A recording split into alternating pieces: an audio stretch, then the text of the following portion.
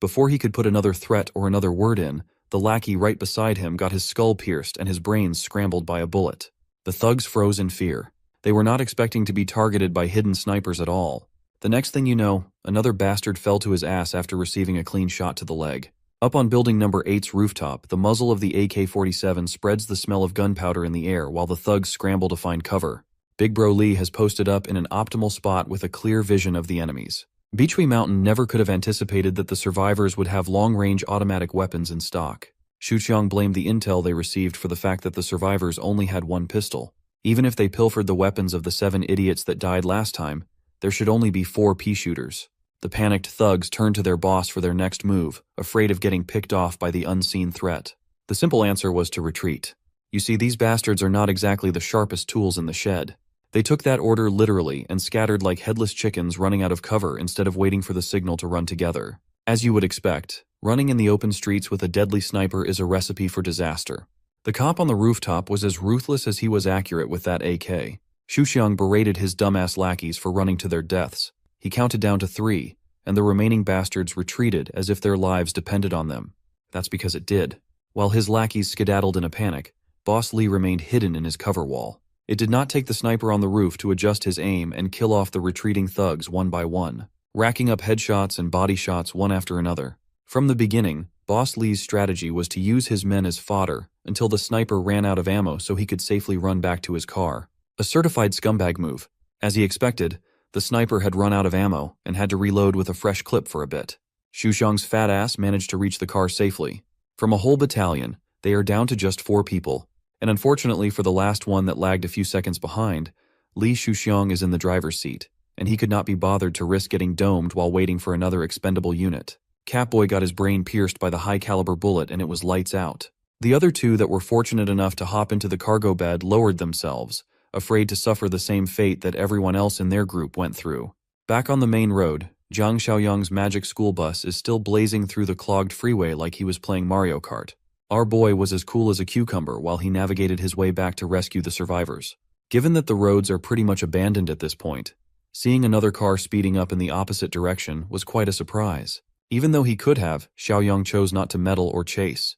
He is focused on the mission at hand. Currently, obtaining points is of paramount importance to him. After a few minutes of smooth cruise control, he arrived at the front of building number 8. Chen Chong, the friendly zombie, and Xiaoyang got out of the bus and immediately saw the aftermath of the shootout. The young man was impressed to see that the rifle he left behind came in handy. He also connected the dots that the car he just saw must have belonged to the fleeing raiders. Chen Chong looked at the fresh and bullet-hole-ridden human corpses scattered on the ground and started salivating while growling like an animal. Xiaoyang smiled and asked his zombie pal if he was hungry. He gave Chen Chong the green light to go crazy on the fresh carcasses. It's better that he gets the human meat feast instead of leaving it for the mindless zombies around the area. As soon as he heard that he was free to stuff his jaws with sustenance, Chen Chong smiled like a fucked-up-looking kid in a candy store. Xiaoyang lets this boy run free as long as he meets him under Building 8 after the feast. Chen Chong did not waste a second and bit on the sinewy neck meat of the nearest dead thug. He savored the taste of blood and flesh touching his tongue. As soon as he swallowed, an invigorating feeling spread across his body. Meanwhile, Jiang Xiaoyang strolled through the bloody battlefield as if he were taking a leisurely walk in the park. Based on the efficient method the thugs were dealt with, he was impressed with how decisive Li Hongli was when it comes to killing. The kid poked his head above the broken windows upon hearing footsteps, and he immediately lit up upon seeing Xiaoyang. Upon confirmation that it was their savior, the rest of the survivors showed themselves and enthusiastically beckoned him to come closer.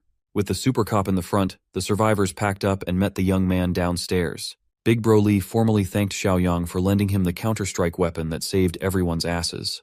As it turns out, before this dude retired, he was an expert marksman.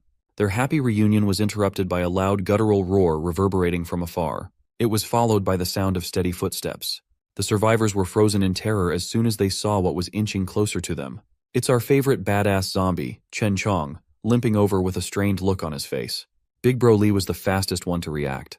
He grabbed the trusty AK-47 and quickly aimed at the approaching zombie. Xiaoyang calmly held down the rifle and told the survivors to relax since this guy was one of them. He says the beast is one of them, but everyone is having a hard time believing in such a ridiculous statement. Can you blame them? Xiaoyang directed Chen Chong's attention to the rest of the dead thugs nearby, telling him to fill up on some more free grub. Big Bro Lee was amazed and terrified. He asked if Xiaoyang has the ability to talk to zombies or anything of the sort. The young man asserted that Chen Chong was not an ordinary zombie. It's a complicated matter, so he urged everyone to get on the bus first and promised to explain everything to them on the way. As they walked to the bus, Xiaoyang reminded his zombie buddy to eat quickly and come back to the bus as soon as he was done. Chen Chong gave the okay gesture as if he couldn't be bothered to stop his gory chomping. After putting every dead Beechway Mountain thug into his stomach, Chen Chong fished out his muzzle and put it back on. The survivors could not take their eyes off the bizarre scene ahead. The kid could not even fathom how one of these mindless berserkers would even have the lucidity to put a muzzle over their mouths on their own. Xiaoyang warned the kid not to let Chen Chong hear him call the specialized mask a muzzle if he didn't want to get hit. Low-key, the kid is starting to find the mutated zombie cool. After his one-man feast, Chen Chong stepped into the bus like a normal chill dude. Upon eating so many people in one go, his mass increased a lot, and the bus noticeably tilted to the side as soon as he got in. This time, Chen Chong had even managed to speak slurred words while he handed the key of the muzzle back to his bro. Even Xiaoyang wasn't expecting that Chen Chong would gain the ability to speak so soon, even if it was just a single word.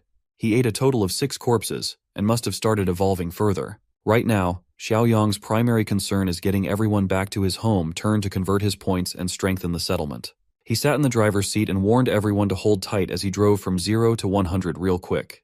Back in Beechway Mountain's headquarters, Li Shuxiang had to report his failure back to his superiors. He was berated for being an idiot who couldn't accomplish anything. He tried to plead his case to Boss Lin. He tried to wash his hands of any fault as he received inaccurate intel going into the raid. He wasn't informed that the survivors had automatic rifles at all. Boss Lin refused to believe his excuse. Logically speaking, it's hard to believe that a small-town cop would be in possession of an automatic rifle in this country. The big boss was offended, thinking that Shuxiang would cook up such a stupid lie. But he stood his ground and asked if they could send someone to check the battlefield to see if he was lying or not. The right-hand man of the boss had enough of his bullshit and kicked the bastard down to the ground. That's Li Shuxiang's cue to get the hell out of the room. Mr. Right Hand has been starting to get sick of Shuxiang's idiocy and uselessness for a while now. Since the fool cost them heavy losses in manpower, they could always just nip the problem directly from the source and kill the bastard. Another Beechway Mountain executive, Boss Shu, called out the right-hand man's real reason for resenting Li Shuxiang. This perv right here has been eyeing Shuxiang's girl for a while now. The pervy fox proposed that they share the bastard's girl amongst themselves to think of her as shared property. Boss Lin smiled. He seemed on board with that idea, but insisted that they do not have to rush. They have to find the perfect opportunity first. Unbeknownst to the corrupt thugs, Li Shuxiang never left. He was just listening in to their disgusting conversation from the entrance. He gritted his teeth in anger. Bro really needs to snake his way out of this one. A few hours later, he went back to his lavish house and threw a childish tantrum. Out of frustration for his own incompetence, he wrecked his own place like a dumbass. His girl came out to check on him, trying to console the fat bastard. Li Shuxiang simply told her to start packing as they have to leave this place as soon as they can. She asked where they would go, and he couldn't give a straight answer. The only thing certain is that this place won't be safe anymore, and they need to plan ahead. Boss Li called his assistant Qingzi, and the loyal lackey ran in like a good boy. He ordered Qingzi to gather all their remaining men as they prepared to depart at midnight. His girl could sense that something was obviously wrong, and she did not like it at all. Anyways, back to the people that actually matter. Xiaoyang pulled up to his compound, parking the big bus into one of their many indoor parking areas. The survivors from building number 8 hopped out of the vehicle and marveled at the sheer scale of Xiaoyang's doomsday fortress. With them safe and sound, the survivor recruitment mission has been completed. He was tasked to rescue 5 of them, but he managed to bring back 8. Apart from the 25-point reward, he was given another 5 points as bonus, pushing his total to 66. Xiaoyang turned to his zombie buddy and informed him that tomorrow night, they were going on a 2-man mission to the Southern District. Big Bro Li overheard the human-zombie conversation and curiously asked what was in the Southern District. The young man simply told him that he had to go take care of some unresolved cross-time grudges with the people at Beechway Mountain Villa. By nightfall, Xiaoyang locked himself in his room while eyeing the level 2 high-tech supply crate worth 50 points, which he now has enough points to purchase. Without hesitation, he clicked the item's logo, excited to find out what was inside his first level 2 crate. Upon redeeming it successfully, his current points plummeted down to 16. A bright light swirled around his body as Zhang Xiaoyang prayed not to be let down after spending a fortune. Thankfully, the level 2 high-tech supply box did not disappoint at all. The gacha god smiled upon Zhang Xiaoyang and gifted him a physical enhancement serum. This big-ass syringe contains a miracle drug that can boost his physical prowess by 20 points. Without hesitation, he jabbed that thing right into his veins and let the contents flow through his bloodstream. It was a lot more painful than he expected. Right now, he's at 33 points in physical stats. That would be equivalent to over 6 times the strength of an average man. It did not just improve his raw brute strength. It also enhanced his senses. He sensed a mosquito buzzing around his room and reflexively grabbed the little bug by its stinger. His enhanced hand-eye coordination would surely come in handy when it comes to combat. He let go of his death grip, and the mosquito flew out of the room. It's safe to say that Xiaoyong was deeply satisfied with his reward. By sunset, he made his usual patrol with Brother Chong around the base. In one of the open yards, he found Li Hongli leading the marksmanship practice for those interested. After this round, Xiaoyong headed south of the city. Before going, he just wanted to formally ask the old cop to take over the marksmanship training for the others, since he's probably their best sniper. Old Li confidently accepted the job, eager to contribute to his specialty. With that taken care of, Xiaoyong walked, and Brother Chong limped their way to the bus. While that public bus goes way above the speed at which it should be driving, something else is brewing at the enemy camp. That was good for nothing, gangster. Li Shuxiang had arranged for all his men to flee upon sensing the knife inching closer to his back. Unfortunately for him, the escape plan was not as foolproof as he thought it would be. The big bosses of Beechui Mountain Villa pulled up to his driveway, blocking his exits. Inside the lead car was the ringleaders with the addition of a very familiar bitchy figure. With a mocking smile and a gun in his hand, Boss Dong Shu confronted Boss Li as to why he was leaving in the dead of the night. Like an expert liar, Boss Li crafted an excuse on the spot. According to him, he just gathered his boys to head for Rongxiang Garden under the cover of darkness to finish what they started. No matter how good he is at crafting lies off the dome, it won't work this time. One of his boys had already been caught and sucked dry of valuable inside information. Everyone on Boss Li's faction immediately recognized Qingzi's limp body. Still thinking that he could wash his hands of any faults, Boss Li tried to pretend that he had never seen the corpse lying on the floor in his life.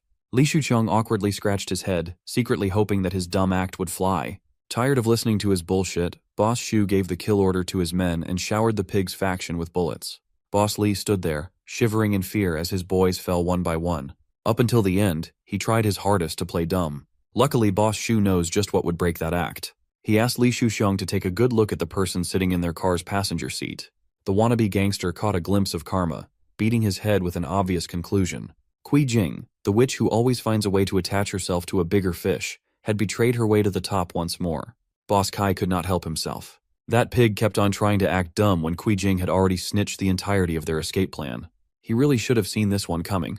That girl latched onto him after making Xiaoyang's life miserable. It's common sense to think that she would do it again. Finally, Boss Kai turned to Boss Zhang for the last order. Boss Zhang casually and wordlessly gave the go-ahead for Li Shuxiang's execution. The method they chose was a barbaric one. They tied a noose around the fatty's neck and had one of their strongest men pulling until Li Shuxiang's final defiant breath. It was a painful and miserable way to go. Once the last bit of life escaped his mortal body, he was left to hang at the gates of his own mansion. Under the cover of the night, a bright blue bus pulled over nearby. Zhang Xiaoyong and Brother Chong sneakily closed in on their target on foot. When they arrived at the entrance, they quickly realized that they were a little too late. Tonight, they were supposed to finish off Li Shuxiang, but someone got to him first. This bastard deserves what he got, but Shuxiang regretted not being able to do it with his own hands. He grabbed a pebble from the ground, sent it flying towards the rope, and cut the carcass loose. Given the tragic ending of this scumbag, Xiaoyong feels a bit motivated to dish out some entertaining revenge. Back in the Beechui Mountain Villa's base camp, unpleasant sounds can be heard from the top floor. Kui Jing thought she could just jump ship and be accepted by a bigger criminal like she previously did. Well, she was dead wrong, and her snitching landed her in the den of devious sadists.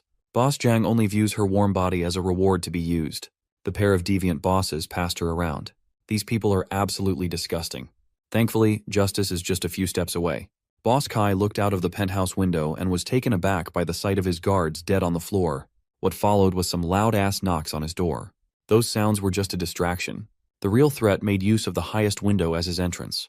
With a knife in hand, Xiaoyong looked like the Grim Reaper. He made Boss Kai feel the cold blade against his neck. One tiny movement could end it all. Without giving the bastard a chance to spew any more nonsense, he slit that throat and made Kai choke on his own blood. That is one down, more to go.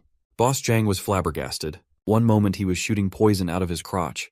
The next, his partner in crime was dead on the floor. Kui Jing, on the other hand, immediately recognized Zhang Xiaoyong. Without wasting another second, he sent the knife flying, accurately tracking the naked dipshit. Boss Zhang died with his willy out and his neck sliced open. As soon as his body hit the floor, Jing screamed bloody murder. Thankfully, Jing was not delusional enough to think that Xiaoyang came by to save her. On the contrary, she only felt more dread at the sight of him. Xiaoyang shot her a mocking glare and headed for the door. He slowly opened the locks, wondering what that scum Li Shusheng would think if he saw her in such a state. As soon as the door was opened, the mutated fatty entered. The wannabe gangster is gone. He's just a mindless flesh-eating beast now. He went straight for Jing's neck, savoring her flesh, bite after bite. The witch tried to plead for help, but her pathetic words fell on deaf ears. With that taken care of and his revenge fulfilled, Zhang Xiaoyang closed the door on the pair who betrayed and killed him in his past life. Outside, he coordinated with Brother Chong regarding safe corpse disposal. These fallen guards would be a nice succulent meal for his mutant buddy. However, Brother Chong's belly is still full because of their previous excursion. Tonight he can only eat one corpse at most. Still, that's better than nothing. While Brother Chong indulges, Xiaoyang's enhanced hearing causes him to pick up some intriguing sounds from afar. In a building just outside of Bichui Mountain Villa, a group of scared survivors has been gathered against their will. Looking over them was a fearsome chef and a creepy goon. The goon picked up a little girl, choosing her soft and tender meat to be their next dish. The chef scoffed at the goon and turned down the little girl. She's just way too skinny. He wanted the plump little boy hugging his mother in fear instead. The chef dragged the kid while the mom pleaded. Tired of dealing with these pesky survivors, the chef overpowered the lady with a single swing. Mom cried her heart out and begged for her son to be spared. That's the only thing she could do. She turned to the other survivors to help, but her pleading fell on deaf ears. These people were just glad that they weren't picked. Suddenly, gunshots interrupted the kitchen. 3 massive holes appeared on the entrance. The building guards immediately pulled their guns out. As far as they know, only the bosses have high-caliber weapons. Thankfully, the sound of gunfire spared the boy from a cruel fate for now. The bullet-hole-ridden door creaked open, and the guards prepared to unload their bullets. A few seconds later, there were still no signs of movement. Growing impatient, the chef ordered one of the guards to go out and check. The armed guard carefully inched his way into the door. As soon as he reached the kill zone, Brother Chong grabbed that bitch by the neck. Without exposing himself, he already took out one of the armed goons. Based on the color of that arm, the guards immediately assumed that some zombies must have broken in. Without hesitation, they made it rain, wasting their bullets while hitting absolutely nothing. Brother Chong continued baiting them out by running around the room in circles, outrunning their lousy aim at every junction. When the gunshots finally subsided, Brother Chong broke through one of the boarded windows, breaking the wood panels without much effort. He locked in on the chef in the middle of the guard formation. Without pausing his momentum, Brother Chong expertly broke the chef's neck in midair. He landed and used the momentum to springboard his way into the next target. Within a couple of seconds, the untrained goons were massacred one by one. When Brother Chong was done with his deadly rampage, the captive survivors cowered in fear and confusion. The zombie stormed into the room to kill all the goons, but he didn't touch any of the other survivors. Once the commotion died down, Xiaoyang casually entered the room and praised Brother Chong for such an impressive takedown even when he had his mask on. The mutated badass hoarsely replied that his mask makes his moves look even cooler, and he's not wrong at all. Brother Chong for president. Hearing the zombie speak only served to perplex and scare the survivors even further. Kids hugged their mothers tighter, and everyone made sure to keep their distance from the odd mutant. Xiaoyang broke the uncomfortable silence by assuring everyone that Brother Chong won't harm anyone. The little girl refused to believe his words. She had seen super monsters like this one kill without hesitation before. That bit of information certainly piqued Xiaoyang's interest. He carefully approached the little girl and asked what she meant. She mentioned super monsters. The girl's mother answered that they had come across another unusual mutant at Decor City in the eastern part of town. Xiaoyang thought it would take at least another month or 2 before other unusual mutants appear. To make matters worse, Decor City is not that far from their base camp in Old Tea Leaf Town. He gave Brother Chong a heads up about the possibility of another rare mutant nearby. You see, depending on the individual, mutants can retain varying levels of sanity and memory. That makes them more efficient and fearsome than a typical zombie. However, unstable mutations usually result in heightened violence. Hearing the route that he could be heading down made Brother Chong worried for his future. Sensing his concern, Xiaoyang assured his mutant buddy that he's one of the lucky ones who managed to retain his reason. Besides, with Xiaoyang around, he won't lose his sanity. Xiaoyang turned to the survivors to ask if there were more survivors in the villa area. As far as they know, a few are locked up in the sales office and the basement. Since it was the nearest one, they headed for the basement to check for other survivors. When Xiaoyang opened the steel door, the smell of blood assaulted his nose. Everybody recoiled at the bloody sight hiding behind that cursed door. This must be where those Bichui Mountain Villa bastards store the people they slaughter for meat. Now it makes sense why there are no other gathering spots in this part of the city. Still, the rate at which they kill people doesn't make sense. Well, some of the survivors saw the goons regularly transport unknown quantities of meat out of the city. Xiaoyang could make a rough estimate of the kill count based on the leftover corpses down in the basement. With such large quantities of meat, they could be engaged in some shadier stuff. Seeing as the basement is not a place to live, the only place left to inspect is the sales office. It's about a kilometer from their spot near the south gate. When survivors flock into the villa, they are first locked up in that area.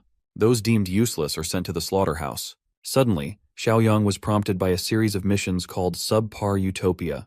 He must expand and improve the community score as much as possible. The goons stationed at the sales office are still clueless about the fact that the kingdom has fallen. They only heard some gunshots and thought that the bosses were probably using live people for target practice again. Under the guise of darkness, Brother Chong easily dispatched the lousy security.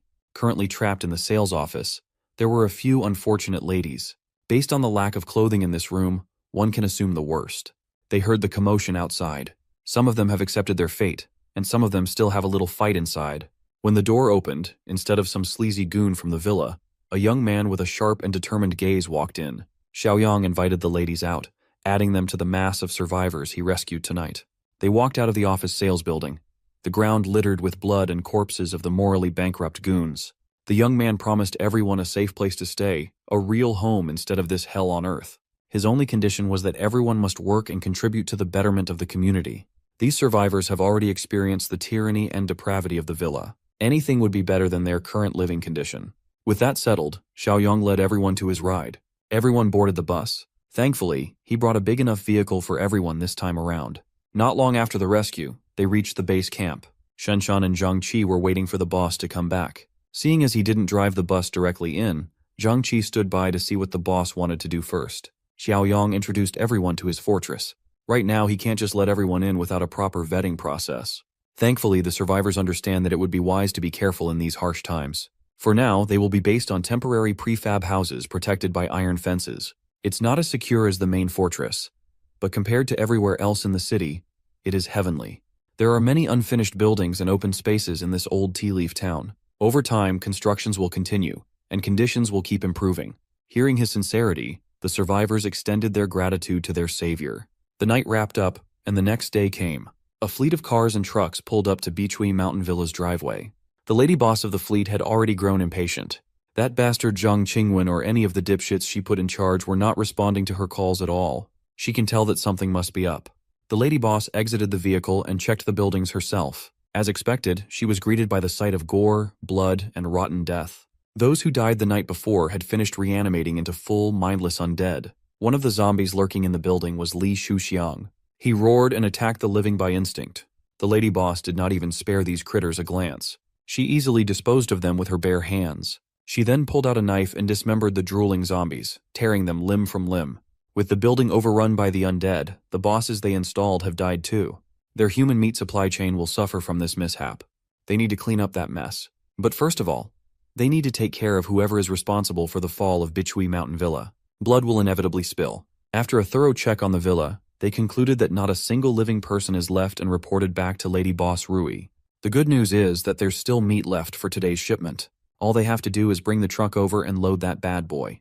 While her men loaded the truck with trash bags filled with human meat, Boss Rui pondered her next move. Upon surveying the area, she found some tire prints heading out of the villa. With this, they could track down the man who crippled their operation.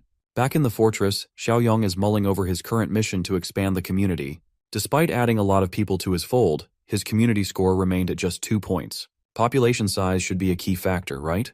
Thankfully, he has plenty of land to work with. That snobbish guy who sold him the title did him a big favor. Aside from his expansion mission, there's another matter that needs to be addressed. The rare mutant that appeared in a nearby town. Along with Shanshan and Zhang Qi, the boss went to the prefab area and was greeted with reverence. After settling into the temporary housing with complete amenities, some of the survivors even knelt at him in gratitude. Xiaoyang just came by to extract some more info about the super monster that the mom and daughter mentioned. Mom expounded that they encountered the anomaly at the Hurenfa market in Decor City. Back then, their group was trying to scavenge some supplies but encountered the beast instead. Several people were killed while she grabbed her little girl and escaped in the midst of chaos as everyone got separated. They ran non-stop until they reached Beachui Mountain Villa. They thought they were saved, only to fall into the grasp of worse monsters. Now that he knows the precise location, Xiaoyang headed for his wheels. Shanshan and Zhangqi tried to discourage him from taking such a massive risk. They have plenty of supplies on deck after all. Well, he's not heading out to get some loot. Decor City is less than 2 kilometers away from its base. He can't let such a massive threat in close proximity continue to exist. Hearing his declaration, the survivor who encountered the super monster herself also tried to stop the young man from going. Xiaoyang assured everybody that he knew what he was doing. He only needs Brother Chong by his side so they can pay that thing a proper visit. Currently, a group of competent-looking stragglers is roaming Huarenfa in search of supplies. They found a big supermarket and were excited at the prospect of looting a bunch of stuff. It would be wise to rein in their expectations. The supermarket might already be cleared out. And so, the stragglers entered the supermarket, confident in their group's capability to move freely in the apocalypse. As soon as they sneaked inside, they were met with complete and utter darkness. Once their eyes adjusted to the dark, it became clear that the supermarket had been looted, but far from completely. To account for other survivors or hidden zombies, the group stuck close together and made some noise. Afterwards, they kept their ears and senses open for any movements. A few seconds later, a few loose zombies emerged, and the stragglers kept their cool. They dealt with the undead expertly. Engaging with utmost care, they dispatched the monsters in a coordinated assault. Most of them were glad to see just a few zombies. It's fair to assume that the main horde must have been drawn away by the last group who tried to loot the place. Still, this group was experienced enough to not let their guard down as they proceeded to scavenge. Unbeknownst to them, a much more intelligent beast is hiding in the shadows, biding his time like a hunter circling his fresh prey. As the stragglers head deeper into the supermarket, they thank their lucky stars for giving them enough supplies to last for years. While everyone else was foaming at the mouth at the sight of foodstuffs, their leader was drawn to the bed display. She finally let her guard down and excitedly hopped on the soft mattress. Some of them joked about settling down in the supermarket since it has everything they could possibly hope for. While the group tours the abandoned supermarket, 2 of the chief members go out for a smoke. They reckoned that no matter how badly they wanted to settle down in this mall, it was just not ideal. The place has too many entrances, making it hard to defend. With so many supplies, it would also be a hotspot for other raiders. Thankfully, there's a 2-story building nearby that seems pretty suitable for settling down. Unfortunately for these stragglers, settling down requires being alive. The hunter had finally stepped out of the shadow, beginning his hunt for the tender flesh of the living. One of the stragglers managed to yell for help, attracting everyone else's attention. He ran back inside as fast as he could, but it was impossible to outrun a super mutant. The beast dug its sharp claws from its back through its chest. With one swift and brutal motion, the mutant tore the poor guy like he was made of paper. The stragglers were stunned in terror. Someone yelled retreat, but everyone felt their legs weaken. The group fought through the terror and moved their legs. Their pathetic attempt at escaping was a tragedy. They fell one by one, starting from the slowest runners in the back. They channeled their will to live in their every step, hoping that it would be enough to escape the apex predator gnawing at their collective heels. A few seconds later, and a few meters had elapsed, everyone else had been slaughtered aside from the girl boss over here. She ran without looking back and eventually got close enough to the exit so that she could see the light coming from the outdoors. Girl boss pushed with every bit of strength she had left. Unfortunately for her, running in heels is not the most ideal way to cheat death. At this point, that's just your fault. The super mutant shadowed over her. The entity that feasted on her comrades savored her fear. She cried and raised her arms in a futile attempt to defend herself. But when she raised her head, she saw a different super mutant.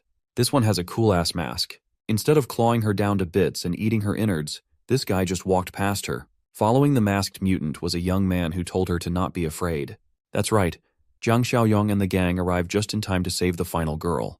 Much to her surprise, she actually recognized this dude as the kid who bought a massive plot of land from her agency before everything went to shit. Xiaoyang also recognized her as that polite real estate saleswoman from a while ago. If he's not mistaken, her name is Ning Wanwan or something. Their fateful reunion was interrupted by the guttural sounds of tearing flesh. Wanwan warned the young man of the monster wreaking havoc in the mall, but he simply assured her that the monster is being taken care of at the moment. She turned her attention behind and saw 2 anomalous life forms in a standoff. The mall mutant sees Brother Chong as competition, but our friendly mutant simply sees this opponent as an obstacle to being toppled. This is the first time meeting someone of the same kind for either of them. They were both thrilled to test how they would compare against a fellow mutated freak. Mall mutant struck with his unnaturally long claws, missing Brother Chong's crotch by just a few inches. He wonders if eating a fellow freak would speed up his evolution or something. While Mall mutant laughs, Brother Chong unleashes a roaring strike. The force behind that fist was so powerful and hefty that it planted Mall mutant's head deep into the tiled floor. Now the freak was forced to stop messing around and take the masked mutant seriously. Brother Chong raised his foot above the monster's head. In this case, kicking while someone is down would be completely acceptable. Unfortunately, the naked freak was fast enough to respond and jump out of the attack's way. With that same perverse laugh, Mall Mutant thanked the humans that served as fuel to his gas tank, continuously accumulating and growing stronger day by day. Brother Chong's senses alarmed him of the incoming threat. The Mall Mutant jumped face to face against him, looking more savage and vicious than ever. The two exchanged dozens of blows in the blink of an eye. Zhang Qi is starting to get worried that Brother Chong is losing ground for the first time ever. Xiao Yang, on the other hand, was glad that they took this trip. If they had left this Mall Mutant to hunt for a bit longer, it might have grown to become completely unstoppable. To tip the odds in their favor, the young man stepped in and manifested a fucking AK-47 out of thin air. He casually asked Brother Chong to hold the beast down for just 1 second so they could finally wrap up. As usual, the ever-reliable super mutant did as he was told and focused on keeping the Mall Mutant from using its speed. The sound of gunfire echoed all over the mall. A singular bullet pierced through the monster's forehead, cracking its skull and turning what was left of its brain into mush. Nevertheless, a single gunshot to the head is not enough to put an end to the super mutant's terror. Still, that shot managed to hurt the beast. Now he's completely shifting targets to the young man with the gun. Zhang Qi could not believe his eyes. He had never encountered a life form that stayed alive after a clean headshot. If a single bullet won't do, why not add one more? And then some more? And then just put that thing in full auto to do its magic. With high-caliber bullets chunking the Mall Mutant, the beast looked like rotten green cheese. When it finally fell, it shivered as the last bits of life left its body. Xiao Yang proposed that Brother Chong should try eating the super mutant. Who knows? Maybe it'll provide a hefty power-up. Much to the young man's surprise, removing a dangerous element such as this beast also counted toward improving his community score and advancing his current mission. Since they're in a relatively untouched supermarket, they might as well pick up a few things. They can't leave empty-handed now, can they? This is where Xiao Yang's storage ability comes in handy. There's no need for hauling truckloads of supplies. He can just suck it all up and transport it in a separate dimension. It's a little crass, but instead of letting the straggler bodies turn into zombies, they might as well give Brother Chong some dessert after munching on his main course. While Xiao Yang was away, some rats were trying to play. Boss Rui and a few of her subordinates have set off to follow the tire tracks and scout the enemy. From afar, they carefully assessed the stronghold's capacity and capabilities. Boss Rui's loyal hand evaluated that the fortress has a decent number of people, but they are poorly armed. Their only advantage is that sturdy warehouse.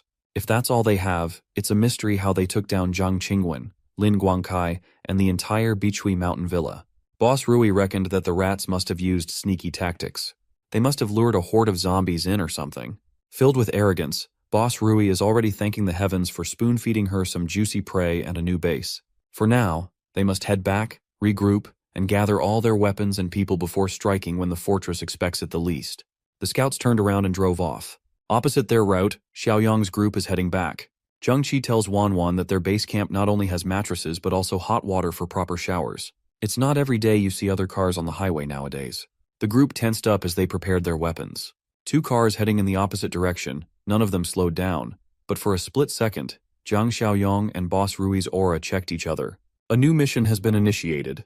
For Villain Nemesis Volume 1, Xiao Yang must resist the invasion to be rewarded 50 points. He immediately had a gut feeling that the invaders must be those people suspiciously driving around the area. To confirm, he sought Shanshan in the watchtower to ask about any sussy activities around their perimeter. As far as the young woman was aware, there was a car that passed by in the distance, but did not get close enough to ring any alarms. That's enough confirmation for Xiao Yang to act. So, he called for Uncle Sheng and Old Li to gather everyone for an important announcement. Meanwhile, the southern suburb coal plant business is running smoothly. With the help of a choppy radio broadcast, a group of survivors found themselves trekking towards the plant. The broadcast claims that this is a safe zone where a settlement is seeking manpower for development. The group of survivors were vigilant. If they survived this long, they must be capable. Finally, they spotted a car driving towards their destination. The car pulled up. Boss Rui and her goons, fresh from their scouting mission, welcomed the survivors lured in by the optimistic radio broadcast. As soon as the survivors saw her assets, all common sense left the room. They just wanted to be a part of whatever she was running. Boss Rui also knows how to flaunt and use her womanly charms to drop any sort of resistance. With a smile, she invited the group into her base camp. While they were walking towards the coal plant, the survivors exchanged a knowing, perverted look. They were escorted into the camp and were wide-eyed at how spacious and tidy everything looked. They finally have a place they can call home. One of the survivors excused himself, claiming that he had to use the restroom. Boss Rui offered to take him to their indoor bathroom, and the poor bastard immediately folded. She did not just lead him to the urinals. Boss Rui stayed over while the guy peed. Her eyes lingered on the package the whole time, seemingly scanning the goods. Seeing this as an invitation, the survivor asked Boss Rui to stop being shy and sample the product if she wanted. He bragged that he was super strong, but all it took was one lightning-fast step and a stab for his lewd words to stop coming. Boss Rui was efficient with her kill. The poor bastard never saw it coming. Initially, she was actually interested in including him in her group if he was a good catch, but after seeing what he was packing, killing was a no-brainer. Imagine dying to have a little pecker. Outside, her underlings have also taken care of business. Every single survivor that was lured by the radio broadcast bled like a pig. Back in the fortress, everybody had heeded Zhang Xiaoyang's call, gathering to discuss the upcoming war. Old Li asked who would be dumb enough to be targeting them. Well, right now, the enemy is unknown, and they could face an attack at any moment. To prepare, Zhang Qi and Brother Chong must stick to the boss to clear out the unfinished building southeast. They have to temporarily stash the refugees there. If they stay in the temporary housing area, they will be exposed during an attack. Shanshan and a few others volunteered to join in. Even the twins, who looked nothing alike, were in. Swept up by the air in the room, even Lil Shuai volunteered to join, much to the annoyance of his mother, of course. Eager to contribute, Ning Wanwan also offered to help with the clearing operation. While they venture out, Uncle Sheng and Old Li will hold the fort and guard the base. Everybody else will gear up. And so, with Xiaoyang leading the charge, a small army was formed to mow down any obstacles to the upcoming war. Upon entering the southeast building, all hell broke loose as the army picked and popped every zombie in the vicinity. It was an intense hunt, one that would develop their killer instincts for what was to come. After the first wave, Xiaoyang signaled for a break and a check on everyone's condition. Once more, he warned them that the coming days would be turbulent. For now, they will settle inside the southeast building for thorough clearing. When the refugees were invited in, they voiced their willingness to help in the fight. The more he thinks about it, the more Xiaoyang thinks that an increase in their fighting numbers would be good. So, he promised to send over some handguns and bullets later in the day. When the enemy attacks, the southeast building and the fortress will coordinate through walkie-talkies. Back in the coal plant, Boss Rui is overseeing their discreet cannibalistic operation. Her number 2, who looks like a Full Metal Alchemist character, and number 3 are just eager to get their share of the new meat. Boss Rui is still pissed off by the fact that Beechway Mountain got wiped out. From now on, they would have to find food for themselves. Of course, number 2 and number 3 were not happy to hear that. Thankfully, they already know who to visit for a payback in the east suburb. Tomorrow morning, Boss Rui and number 2 will lead a team to wipe those normies out. Back in the fortress, the operation halted for the night, and Zhang Xiaoyang was free to check on the system. With 46 points in the bank to spend, he's eager to check on the new daily crates. Opening the store, he was surprised to see a level 2 awakening power supply crate worth 25 points. There's also a level 2 farming crate and a level 1 sugar, oil, and protein crate.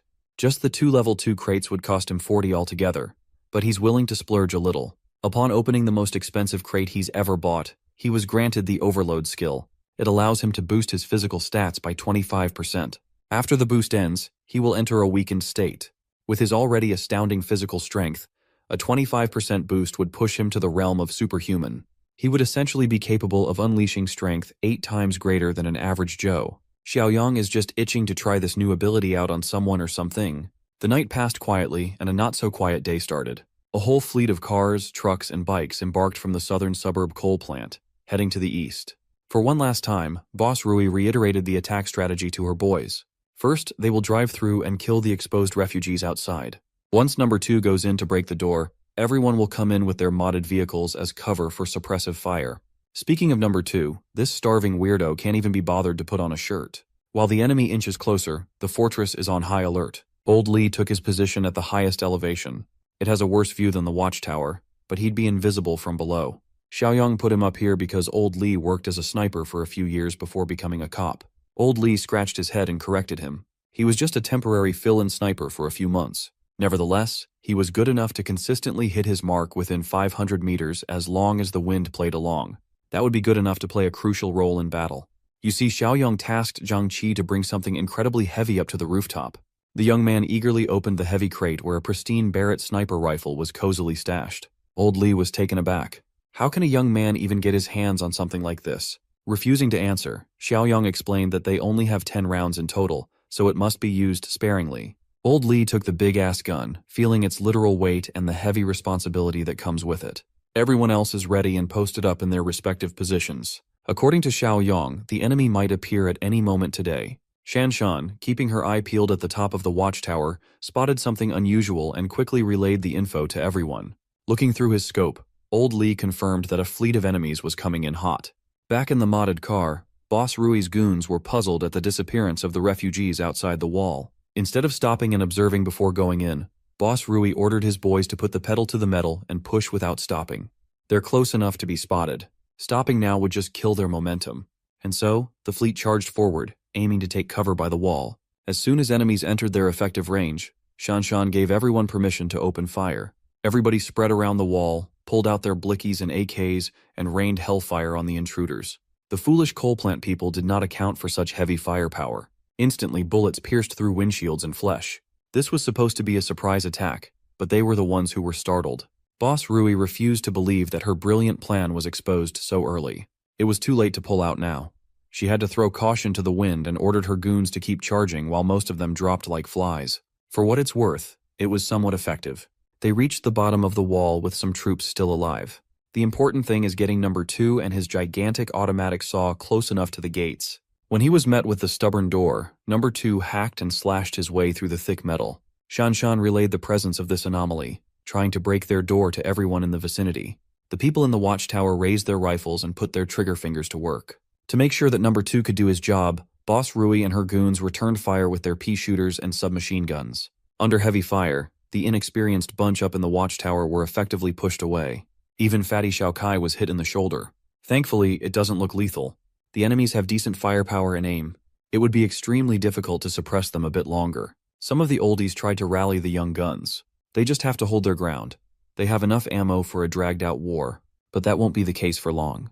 The automatic saw is about to cut through the main gate. Once the gate is broken, they would be at a disadvantage. Thankfully, the calm and collected boss has a plan to deal with what comes after the breach. Xiaoyang quietly exited the fortress, hiding his presence. Then, the madman ran outside like he was bulletproof or something. Boss Rui's faction had already burned through half of their ammo supply, and number 2 had yet to punch through. He needs just a few more seconds to break the entrance open. The sound of the gate being breached exploded. Shanshan and the watchtower group quickly descended to provide support below. Meanwhile, Boss Rui is smiling deviously. It was rough, but she's finally in. Now it's time to see how these rookies handle the terror of an evolver strengthened by human meat. Using number 2 as a moving cover, she ordered her boys to follow and stay close behind. The anomaly ditched his automatic saw and muscled his way to make the opening bigger. With a clear sightline of the enemies, Xiaoyang gave Old Li a heads up for his time to shine. Controlling his heartbeat and breaths, Li Hongli locked in on the big guy. Once that big-ass head came into view, Old Li's crosshairs snapped like he had an aimbot. Number 2 roared. He sounded more beastly than human. The survivors who laid eyes on the monstrosity would agree. As soon as that beast breached the gate, they were demoralized. They tried their hardest to deter the charge, but the bastard had impenetrable skin. Their measly bullets were ineffective. Number 2 barged in and tanked the rain of lead without needing a Kevlar vest. No matter what the caliber, it just bounced off to the side, leaving a meager mark. Even those marks were quick to vanish with number 2's unfair regenerative abilities. Boss Rui was quite pleased with the reaction to her hulking shield. She reckoned that this bunch must be seeing the power of an evolver for the first time in their lives. Finally, the go signal was relayed to Li Hongli at the rooftop. He has supreme confidence in his aim and his destructive bullets. The Barrett buckled at the strength of its shot. One press of a trigger was all it took to erase the monster's head out of existence, turning its face into a mush of blood and brains. Number 2, who was seemingly invincible, fell to his death. Boss Rui and the goons were flabbergasted. The big guy was their only form of cover. Who would have expected that this little community could get their hands on weapons of this caliber? With the biggest deterrent out of the picture, Xiaoyang finally made his grand entrance, flanking the intruders with his trusty AK-47.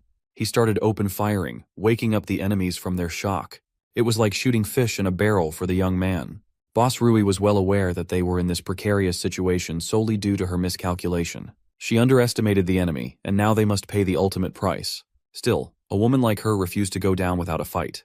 With a submachine gun in hand, she fired back while bolting towards the exit. With gritted teeth, she desperately tried to fall back. Upon seeing Xiaoyang's killer eyes, she finally recognized him as the kid they passed by in the car the day before. To make sure that she gets out of this shit show alive, she grabbed one of her goons. Without as much as blinking her eyes, she used that poor bastard as a human shield. Xiaoyang noted that with this woman's inhuman reaction speed, she must be an evolver too. After making one of his boys eat a bunch of bullets, she hurled the poor bastard on the gunner, blocking the exit. Xiaoyong had to dodge to the side and was forced to stop firing. That few seconds was all Boss Rui needed to make a run towards her car. Of course, old Li refused to let a straggler go after these intruders disrupted their peaceful way of living. He locked in with the scout and announced that throughout heaven and earth, his Barrett was the only honored one. This dude thinks he's Gojo. Instead of hitting a clean headshot, he had to settle by taking her incredibly fast legs. The sudden loss of one of her limbs tripped Boss Rui up inches from her getaway vehicle. Li Hongli felt ashamed that he missed a kill shot. While he was readying another round, Boss Rui's underling helped her to get into the car. Unfortunately, these two seemed well versed in escaping deadly situations and were able to swerve away with their tails tucked between their legs. Xiaoyong ordered everyone to stop firing. He doesn't really mind if these dumbasses come back for round 2. He's just pleased that his system mission has been cleared. He was rewarded with 50 points, which significantly boosted morale. In addition, the second volume of the Nemesis mission has been unlocked. Now it's his turn to go on the offensive and attack the cannibals' base for another easy 50. Everybody in the fortress celebrated their massive W. As for casualties, they have a few people injured by gunfire, but no one died.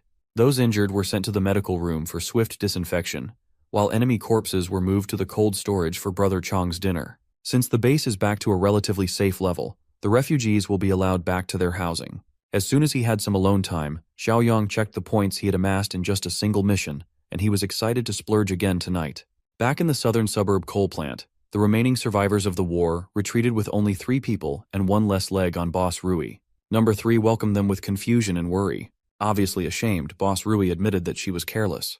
They never expected to be under heavy weapon fire. She snapped at her goons and demanded human meat so she could refuel and heal. Hearing her bark orders like it was business as usual, a cruel and sly grin crept up to Number 3's mouth. She continued mouthing them off, calling them useless fools who can't even follow simple orders, and claiming that everyone here is not even worth Number 2's toes. Number 3 finally had enough of her bullshit. The boss had fallen to such a vulnerable level, and she still dares to belittle them. Boss Rui made a gigantic mistake yet again. She did not expect a rebellion at all.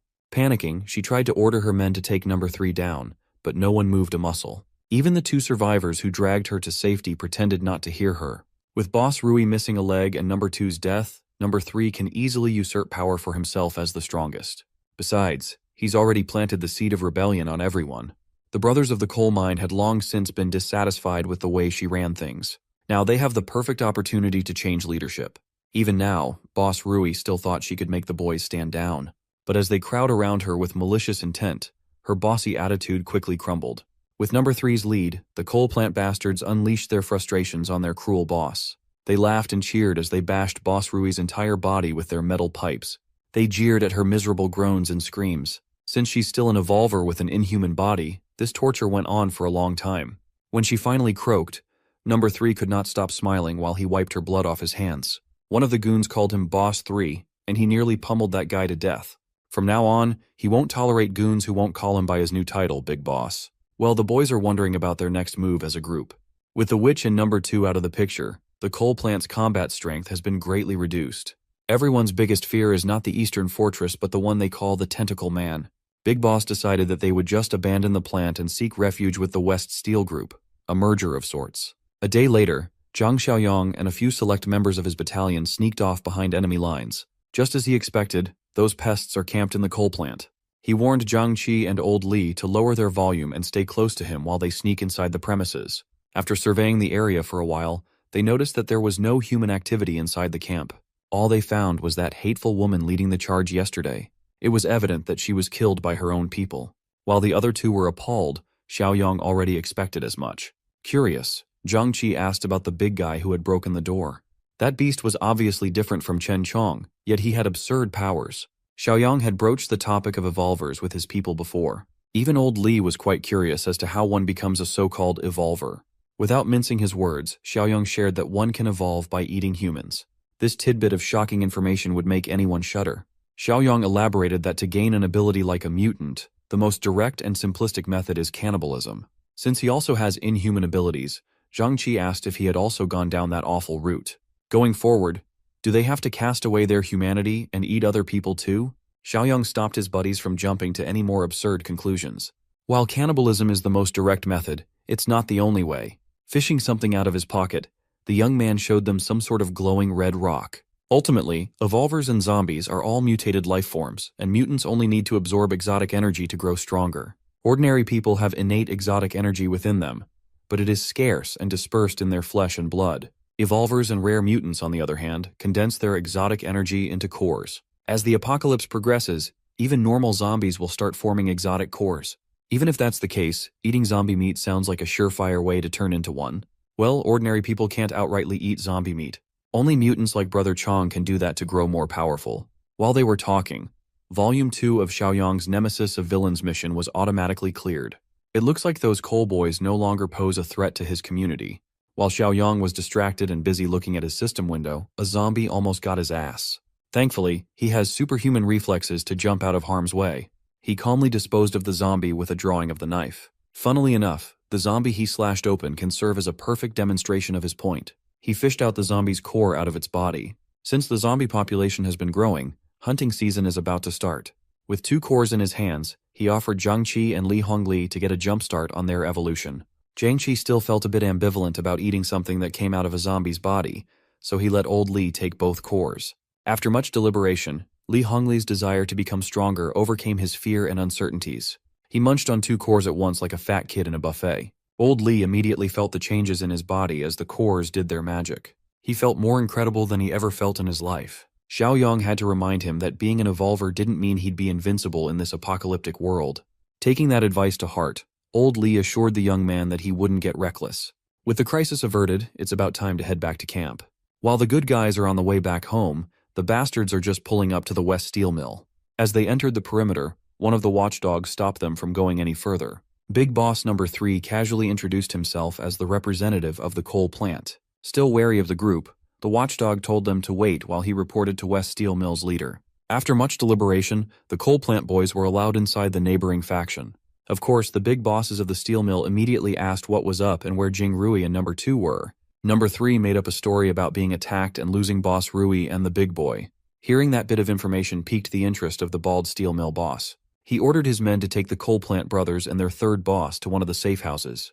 Meanwhile, Baldy convened with his partner and quietly devised something devious. Number 3 and his goons were stashed away in the so-called safe house. Even now, he's still correcting his men about his new title. He was so focused on such trivial things that he did not notice how sketchy this whole situation they put themselves in was. One of the boys pointed out that they were likely not in some sort of safe house. If you look around, they are surrounded by iron bars and locked doors. It's basically a prison. Before they could figure out what was really happening, the watchdog from outside barged into the room. He sternly asked everyone to come outside. When they were granted an audience to speak to the steel mill bosses again, it looked like the entire plant was present. Number 3 carefully chose his words and asked what was happening. The lady boss immediately deduced that Number 3 did something underhanded and betrayed Boss Rui, and that the crime must be punished.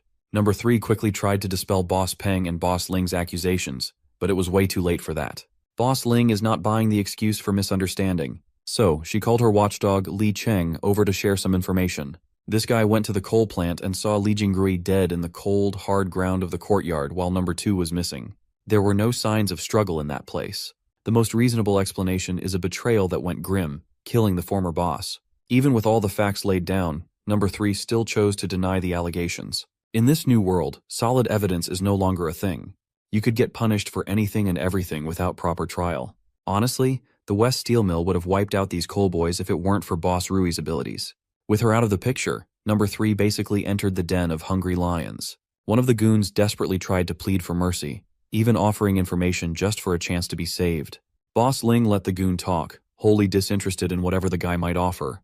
The snitching goon gave her intel regarding the settlement in the east, ripe with supplies where the boss and Number 2 were defeated. When asked if the settlement compares to the steel mill in strength, the goon estimated that it would be about equal. Baldy and Boss Ling can't just brush aside a real threat nearby.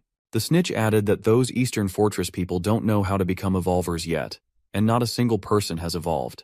Li Cheng listened intently to the snitch and was quite puzzled at the mention of evolvers. Baldy Peng is having a hard time believing that Jing Rui would lose to a bunch of normies, so the snitch explains that they had heavy weapons, the kind that could kill someone like Number 2 in one shot. Boss Ling was quite pleased that they gained a bunch of useful intel. Still, she is ruthless, and is not in the business of rewarding rats. When she passed down the kill order, the coal plant brothers' blood ran cold. They screamed and begged for mercy until none of their voices could be heard. The last bit of the coal plant faction was wiped out. Baldy Peng is quite worried now that they know about the eastern threat nearby. Boss Ling thinks it's prudent not to attack right away because of those heavy weapons. It would be wise if they could evolve further to ensure success. First, they will send scouts to confirm if those people really are noobs that have not evolved yet. Meanwhile, Zhang Xiaoyang is just chilling in his room, fiddling with his system window and browsing what he can get with his 126 points. Much to his surprise, there was a level 2 black tech supply box ready to be purchased for 50. Without hesitation, he bought everything in the shop, leaving him with 71 points left. The sugar, oil, and protein supply crate gave him 500 kilograms of premium lotus root powder, some cocoa butter, and cooking oils. But the real steal was the plus 20 physical enhancement serum from the black tech box. His fiddling was interrupted by a knock. Shanshan entered the room to inform him that they caught a suspicious person lurking around the perimeter. Xiaoyang got off his ass and moved to check things out. Zhang Qi and Old Li apprehended the sussy man, and he kept on insisting that he was not an enemy. He just wanted to talk to the fortress leader. Once Xiaoyang arrived, Mr. Seuss finally opened his mouth. He politely introduced himself as Xu Axing from West Wind Steel Mill. At the mention of that place, Uncle Song was alerted. As far as he knows, West Wind is in the southwest. It's one of the largest steel mills in the area, and just like the coal plant, it has become a survivor settlement. That spot is about 3 kilometers from the coal plant. If it's that far, then why would Mr. Seuss here go all the way to the fortress? Xu Axing puffed his chest and asserted that in this chaotic world, survivors should stick together. So, his leader sent him to find more settlements for recruitment purposes. Xiao Kai refused to bite on such an obvious lie. This man has been lurking around in circles and drawing a map. When the map was pulled out of his pocket, Xu Axing smiled awkwardly. Just to make sure that he's not being played, Xiaoyang activated his mind's eye. Seeing through Xu Axing's soul, it's obvious that this dude is looking at him with disdain. You see, our boy is not soft. He pulled out a gun and shoved it at Axing's forehead without batting an eye. At this point, everybody knows how things work in the apocalypse. It's disrespectful that this guy thought he was an idiot. If Xiaoyang does not hear the truth, Mr. Seuss can kiss his brains goodbye. Seeing the young man's dead serious gaze, Axing gulped. Still, he doubled down and insisted that he was not lying. His faction is just trying to be cautious. Xiaoyang pulled Zhang Qi aside and asked if Axing had seen Brother Chong before. Thankfully, he hasn't. So Xiaoyang ordered his men to let Mr. Seuss go and let him walk on his merry way. In addition, the young man even returned the hand-drawn map. Xu Axing was overjoyed, thinking that his phenomenal acting worked. He bolted out of that walled fortress before the boss changed his mind. As he watched the obvious scout run, a sly smile crept up on Xiaoyang's mouth. He's already calculating how many system points he would get from that West Wind steel mill or whatever. From that fateful day, 5 quick and peaceful months have passed. In the West Steel Plant, anxiety about their people disappearing one by one is plaguing everybody's mind. They know the culprit, but they can't do anything about it. That tentacle monster is active again, and they don't know how to respond. Some of the garbage boys heard a sound from their trash pile and were mortified. Before one of the garbage boys could report back to the mill, he met his bloody end at the tip of a sharp blade. That watchdog from before, Li Cheng, overheard the screams for help coming from the trash heap. The one garbage boy who managed to escape with his life reported the killing of his buddy to Li Cheng, blaming the tentacle monster. Mentions of that beast must always be taken seriously. This time around, it's attacking in broad daylight without warning. So Li Cheng grabbed his gun, told civilians to hide, and called evolvers with escape abilities to follow him. When they arrived in the trash heap, they immediately spotted a suspicious figure. Choosing to be cautious, Li Cheng warned his men not to engage and just escape when they're spotted. Upon closer inspection, he finally figured that the monster they had been fearing was not there. Looking at the ground, there were some track marks. Maybe the monster caught his prey and just ran off. Ever since Bichui Mountain and Southern Coal Plant were deleted, the number of disappearances continued to increase. Before, the monster would shop around different settlements. Now the steel mill is its only hunting ground. But Li Cheng could feel in his gut that the tentacle man had nothing to do with this particular incident. Back in the fortress, the advancements in the past 5 months are clearly visible. Zhang Xiaoyang had already survived longer than his last run. If this continues, rebuilding civilization might no longer be a pipe dream. Currently, his community score has soared to 38. It has been months now, but the system mission to take care of the West Steel Mill still hasn't appeared. In those months, the rest of his inner circle was hard at work. Seeing that Shanshan and the boys are back from their outside mission, Xiaoyang flexed his superhuman abilities a little bit and jumped from the top of the wall and into the ground. Zhang Qi reported that the hunting operation was a success. With their current strength, there's no way someone could fight or track them. Little Shuai had also started joining in hunts with the grown-ups. Wan Wan has been looking after him in the field, and he's growing up to be a formidable fighter. Today he even took down a zombie on his own. As a part of Villain Nemesis Volume 3, the Fortress Battalion has been going out hunting zombies to eliminate threats and help potential allies while taking every mutant core they come across. Until now, Xiaoyang has been confused by the potential allies part. Maybe it's referring to the West Steel Mill. Since the system is not giving him the go, Xiaoyang decided to take the initiative and infiltrate the mill by himself. Of course, old Li was against the idea. Uncle Song has been dealing with multiple scouts snooping around their territory for months now.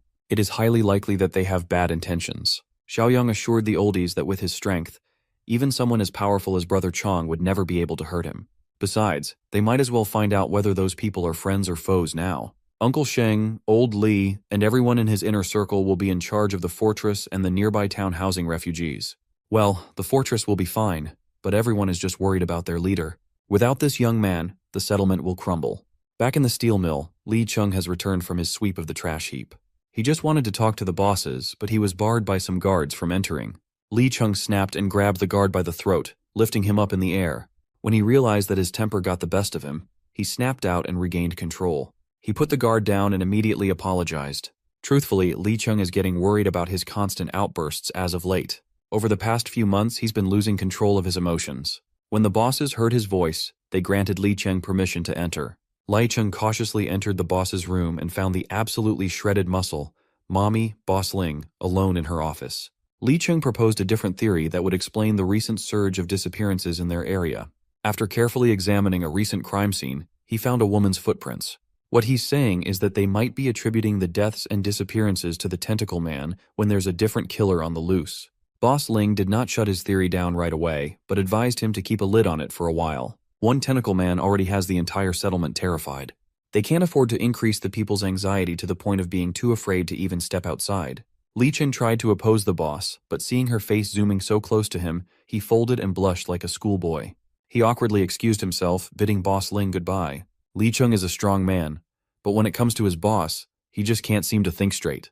Out of a different room from Boss Ling's office, a voice mocking her for being careless rang. She snapped back that she would gladly hand the job to someone else if her methods were criticized. The voice in the other room belongs to Baldy Peng, who is currently chopping up the corpse of that garbage boy from earlier. These days Ling does the killing and Baldy does the cleanup.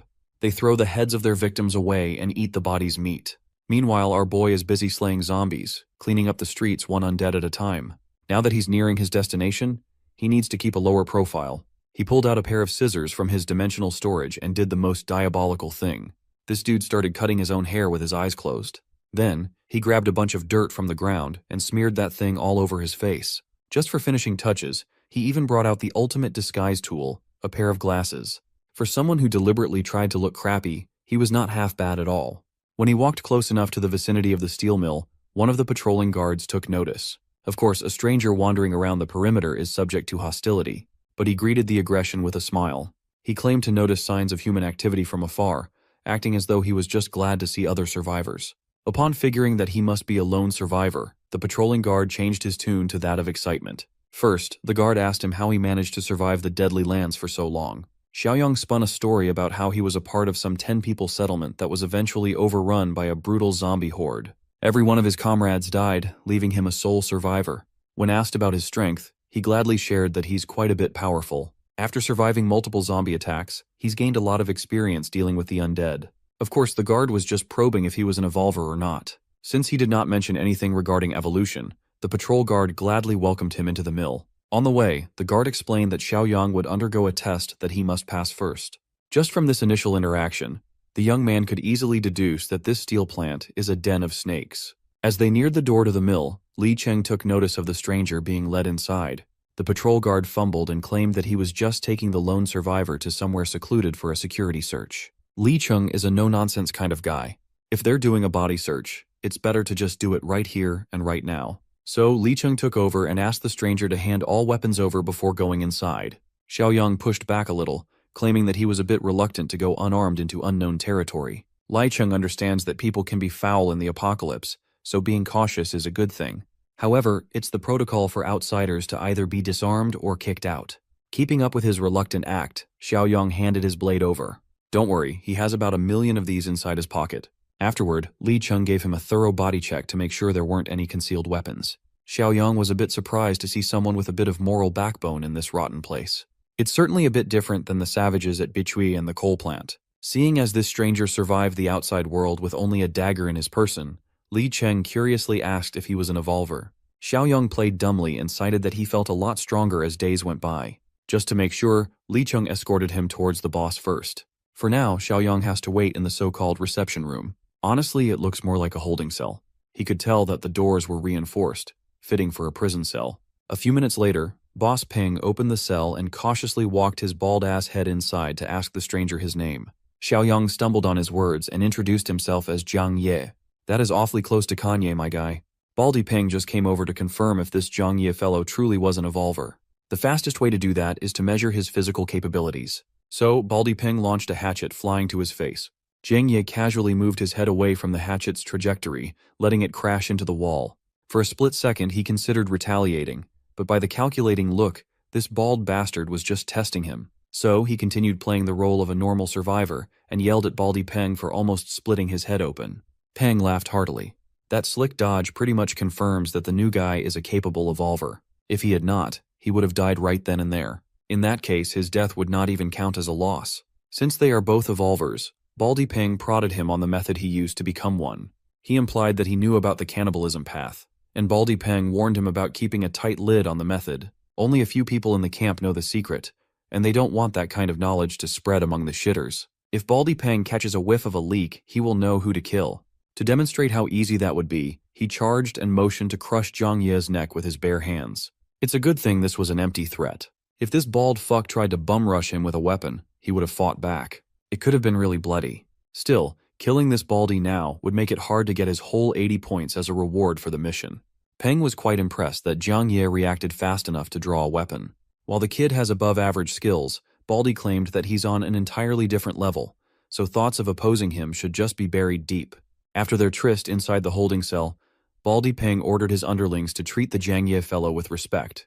Give him a change of clothes and wash up before a follow-up meeting with the rest. After he washed up, the clean and dapper Jiang Ye was brought to the meeting room with the other evolvers. Baldy Peng introduced Huang Ling as his co-lead, while Li Cheng and Huang Bin were the two settlement officers. The latter, Huang Bin, will be in charge of showing the newcomer the ropes. Boss Ling praised Jiang Ye's luck in finding the strongest settlement in the area. Here, survival is no longer a concern. Still, to eat well, one must contribute their value to the group. Jiang Ye solemnly swore that he would do his best and follow orders. Everything is going smoothly. He arrived at just the perfect time for Huang Bin's patrol. After picking out Aqiang and Axing for the patrol, the party rolled. Aqiang was quite displeased to see that the new kid was assigned to their group. Since Jiang Ye knows the secret of evolvers, he can only be assigned to this troop. While they were patrolling, old Axing could not take his eyes off the new kid. He cannot shake off the feeling of familiarity. Huang Bin was actually being fair to the new guy. He even explained what their settlement was like. You see, in the steel mill, the only people who know about the consumption of human flesh are Baldy Peng, Boss Ling, and their current troop of 4. Axing is Baldy's cousin, and Aqiang is Boss Ling's nephew. They are bound by blood, so if the secret leaks, it can only come from the mouth of an outsider. At this point, Jiang Ye has become quite uncomfortable with Axing's discerning gaze. This was the old man that Jiang Qi and the group caught lurking around the fortress a few months ago. Casting that aside, that other dude, Li Cheng, is also an officer. He is very talented and powerful, but he has no idea about the method of evolution. If there's anyone who must not find out about the active practice of cannibalism, it's him. If Li Cheng finds out, there will be 2 corpses displayed in the mill. This conversation gave Jiang Ye quite a lot of info. The bosses must suppress Li Cheng deliberately for fear of his monstrous talent, which surpasses everyone else. Upon arriving on the outskirts of the mill, Huang Bin ordered everybody to halt. They have arrived near a small settlement that has 7 members. Huang Bin's crew had been scouting these survivors for 4 days now, and there were no signs of evolution among them. When asked if they were hunting, Huang Bin laughed at such a barbaric notion. Instead of hunting, he prefers the term raising. Since Jiang Ye is an enlightened evolver like them, they want him to change his mindset instead of being a rigid fool blinded by morals. As evolvers, these fools see themselves as no longer the same species as ordinary people. They hail themselves as apex predators at the top of the food chain. So the plan is simple. Subdue this small settlement, raise them like cattle, then slaughter them later. In truth, they don't even need the entirety of the settlement. Bring back a fix, or 6 should be fine. The rest will be dealt with on the spot. For now, the new kid should just watch and learn while Huang Bin and the crew do their magic. The small settlement has enjoyed months of peaceful life. They work day in and day out to improve the group's living conditions. While in the middle of renovating their camp, nightmarish figures swiftly came into view. A horde of zombies somehow found their way into such a secluded area. Each one is hungry for fresh flesh. The group grabbed all their weapons and prepared to fend off the immediate threat. Unfortunately for them, having guns but choking the trigger pull is a surefire way to lose your life these days. While his comrades fell one by one, the builder trembled in fear of being the next victim. Meanwhile, Zhang Ye and his new troop just stood on the sidelines, watching and listening to the dying screams of agony. Huang Bin justified this method as necessary, considering the limited resources. They simply can't afford to bring in more alive mouths to feed. Now that the zombie horde had trimmed the number of survivors by a bit, the time had come for Huang Bin's crew to do their thing. A woman cried and screamed bloody murder as the grotesque monsters bared their fangs near her. With a single swift slash, those pesky flesh-eating beasts were dispatched and beheaded in a split second. The woman was stunned. She thought she was done for. Yet now he's looking at her savior, offering a helping hand. Huang Bin's weapon of choice was the hammer, and Axing wielded dual daggers. They were efficient and lethal. After wiping out the horde, Huang Bin led the introduction as the Evolvers of West Wind Steel Plant. The survivors had no idea what an Evolver was, but they were just happy to be saved. A single fight was enough for Zhang Ye to gather valuable data. According to his estimation, Huang Bin's crew is roughly on par with Zhang Qi's subgroup. Suddenly, his hair stood on end as a voracious presence made itself known. Zhang Ye turned around and saw an open room in a nearby building. Seeing as there was nobody up there, he chalked it up to his overactive imagination. Huang Bin snapped him out of his thoughts with a directive to help with the cleanup. Still, he could not take his mind off that presence up in that abandoned building. Little did Zhang Ye know he was right to feel a foreboding sense of anxiety. An abomination is hiding in that place. The clueless survivors willingly shared some vital information. There are still some supplies in their warehouse. Zhang Ye was left to supervise the supply collection, while Huang Bin's boys arranged for a small truck to be transported later. Aside from the supplies, he also has to pile up the bodies of the freshly killed survivors. While those who were lucky or unlucky enough to keep their lives followed Huang Bin like he was the Messiah, this setup actually works quite well for Zhang Ye. It's perfect timing to do his own thing. While walking towards the steel mill, the survivors kept singing Huang Bin's praises and expressing their gratitude. One of the clueless girls turned to Aqiang to ask if they had a bath in camp. The creep swiftly grabbed onto her and bragged that the mill had hot water and body wash for deep cleaning. Suddenly, the mood turned for the worse when Axing's spidey senses started tingling. Huang Bin took notice of the old man's reaction and raised his guard. He yelled at everyone to stay alert, hoping to get ahead of whatever was about to come. Aqiang continued sticking to the poor girl even though she was clearly feeling creeped out. Axing might have a sharper intuition, but he can't pinpoint where the danger is coming from. Aqiang chided that the old man was just feeling paranoid for nothing. But Xu Axing trusts his instincts. Something is definitely out there. As if it was a self-fulfilling prophecy, Axing was the first one to fall from the threat's sneak attack. Something sharp pierced through his neck. The poor guy didn't even know how he died. Huang Bin freaked out. He could recognize that killing method anywhere. The tentacle monster is upon them. The tentacle retreated, leaving a tense atmosphere in its wake. The next thing you know, the grotesque beast had already invaded Huang Bin's effective combat range. While the group was being absolutely demolished by a hentai monster, our boy was peacefully harvesting mutant cores from dead zombies. Among the battalion that they wiped, 2 of the zombies actually dropped cores. That is not a bad harvest at all. He would have continued playing his role and pocketing some for himself if he had not heard the cries for help from a distance. Huang Bin is cooked. The monster got his grubby tentacles all over his body. I bet you've seen something like this before. To end his suffering, the tentacled beast tightened its grip until he leaked blood from every orifice and snapped one of his legs until the bones cracked. The survivors were beside themselves. Even Aqiang, who was acting like a hotshot just a while ago, looks like he's about to cry for his mama. As if sensing that he was the only remaining threat, the monster's aggro shifted to the only evolver left. Aqiang slowly backed up, terror paralyzing his whole body. To save himself from a grim and agonizing fate, he grabbed the wrist of the girl he was trying to rizz up and chucked her into the tentacles to keep the beast busy. Well, the monster is not one to reject easy prey. Now, I know you've definitely seen something like this. Only this time it wasn't squishy sounds and moans. It ended in painful and crushing suffocation. But this is not the end of the line for Miss Survivor. Her real savior just made a flashy entrance, slicing the tentacles and smothering her to bits. Perhaps Zhang Ye and his trusty knife would stand a chance against the monster that everybody is so afraid of. Zhang looked at the tentacle man from head to toe, and he wasn't really impressed or petrified. Well, that's because this is just one of the tentacle monster's sons. At least, that's what the steel mill people call them. You see, the tentacle monster can often be heard muttering the word son. and it has the uncanny ability to transform normal zombies into tentacled atrocities. Even Boss Baldy Peng and Boss Ling would struggle against a tentacle son alone. Aqiang was sure of that, so he's just trying to find the perfect chance to run. He yelled at Zhang Ye to hold off the beast while he called for reinforcement and booked it out of that place with all his power. Following his lead, the frightened survivors also made a mad dash away from the monstrous threat ahead. Zhang Ye could practically taste the betrayal in Aqiang's words. That coward really just tried to sell him out. The tentacle's son finally recovered, and he is pissed at Zhang Ye for those deep cuts.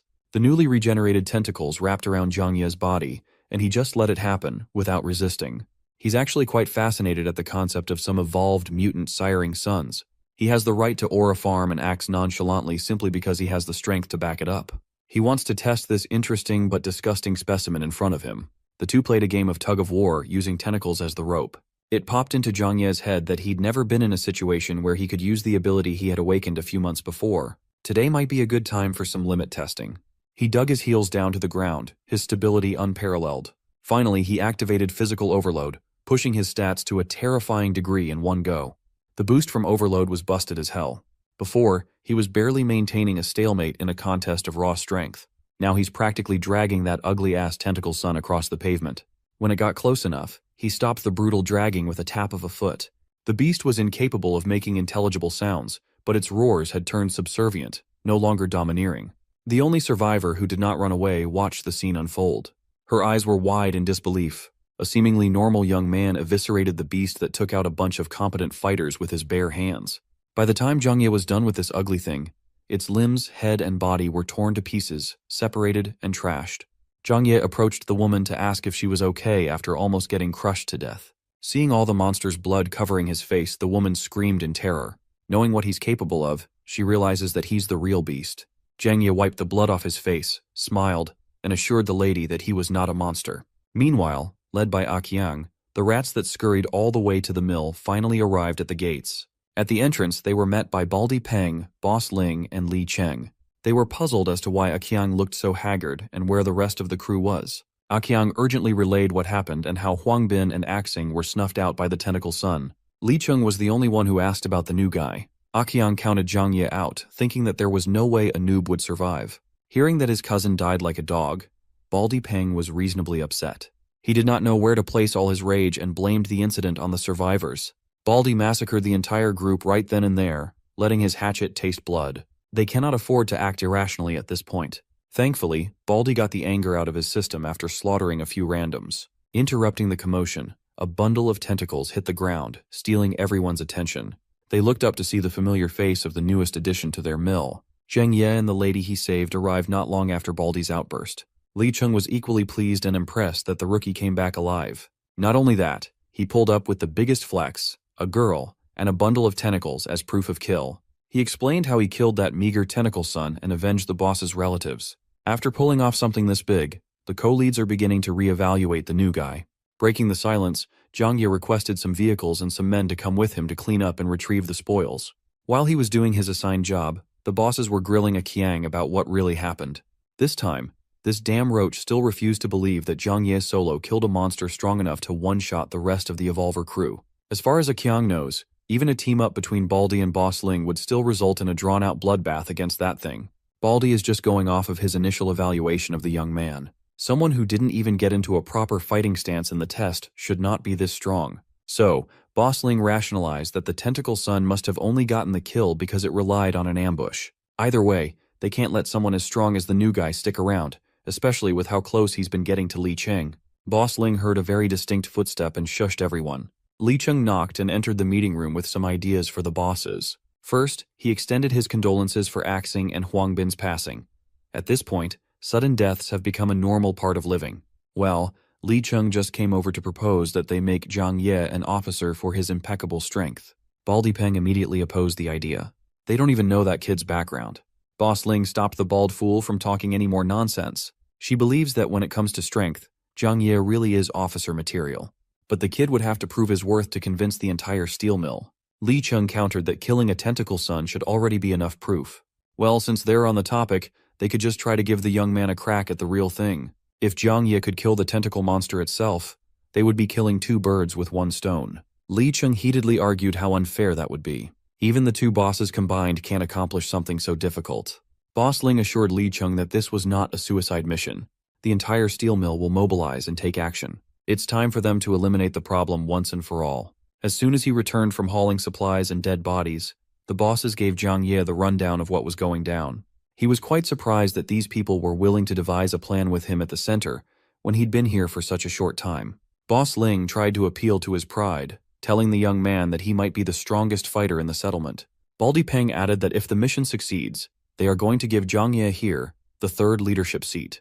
He then sarcastically asked Li Cheng if it was okay for the new kid to surpass his rank. Li Cheng gritted his teeth and gave his approval. With everything settled, the plan is set to proceed in 2 days. Zhang Ye was quite impressed with their acting skills. He might have fallen for their sincere proposal if he did not have the ability to read their dirty souls through mind's eye. We've spent enough time in the steel mill. Back in the eastern fortress, everyone was freaking out. Their boss, who's undercover behind enemy lines, is giving them a call. Old Li and the rest of the gang picked up the walkie-talkie and listened intently. This dude, Xiaoyang, posted up on top of heavy machinery for maximum aura while relaying the plan to take down the mill. In 2 days' time, they will convene at the South Suburban Park. It is finally time to wipe out the remaining threat in the area once and for all. Old Li took charge of the finer planning. Everyone agreed that Uncle Sheng should stay out of the risky mission on account of his age. Furthermore, he is essential in holding down the fort. This upcoming mission has higher stakes than the ones they have done before. The premier fighters must bring their A-game. Brother Chong, Shanshan, Zhang Qi, and everybody in that crew are going to be crucial. In the corner of the room, little Shuai asserted that he wanted to come and fight too. His mom immediately shut him down. War is for grown-ups. A kid has no business getting involved in such a desolate business.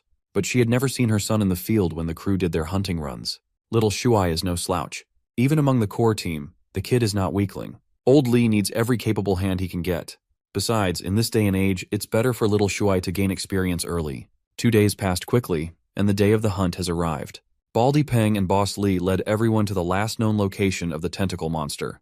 The disguised Zhang Ye asked what they should do to lure the beast out, and Baldy urged him not to rush, for they had a solid plan. Right away, Zhang Ye scanned the entire perimeter without being noticed. He turned his attention to a nearby building and saw the signal he and the fortress crew agreed on. Up on the rooftop, the crew is armed to the teeth and is keeping a close eye on the situation from the skyline. They can't afford to get any closer as the boss specifically ordered them not to get too close to the park before acting. For now, all they can do is set the ropes up. Once the action starts, they will strike from the sidelines. Downstairs, Boss Ling called one of the malnourished porters who was carrying supplies. The kid looked up to the muscle mommy and asked what she needed. With a cruel smile, she simply ordered the poor child to go inside the park. The porters were brought here to carry supplies and loot. Li Cheng cannot just stand aside while the boss is obviously trying to do something vicious. In Boss Ling's eyes, there's no better bait than a young boy. The creature is always muttering about a son. They might as well give it one. Then, she promised that she'd rescue the kid from danger once the big fish showed up. The malnourished porter was terrified. No one wants to be monster bait. Do you want a monster bait? Baldy Peng had to step in. He grabbed the kid by the collar and threatened to commit a bald-on-bald crime if the kid pussies out. With his evolver strength, he threw that poor boy deep into the middle of the dark park. The throw was so forceful that it must have injured the kid quite a bit. Up in the building, Old Li stood alert as things were starting to move. He finally gave the signal for everyone to scale the building using the ropes. In the middle of the park, the malnourished boy stood up and stumbled while calling for help.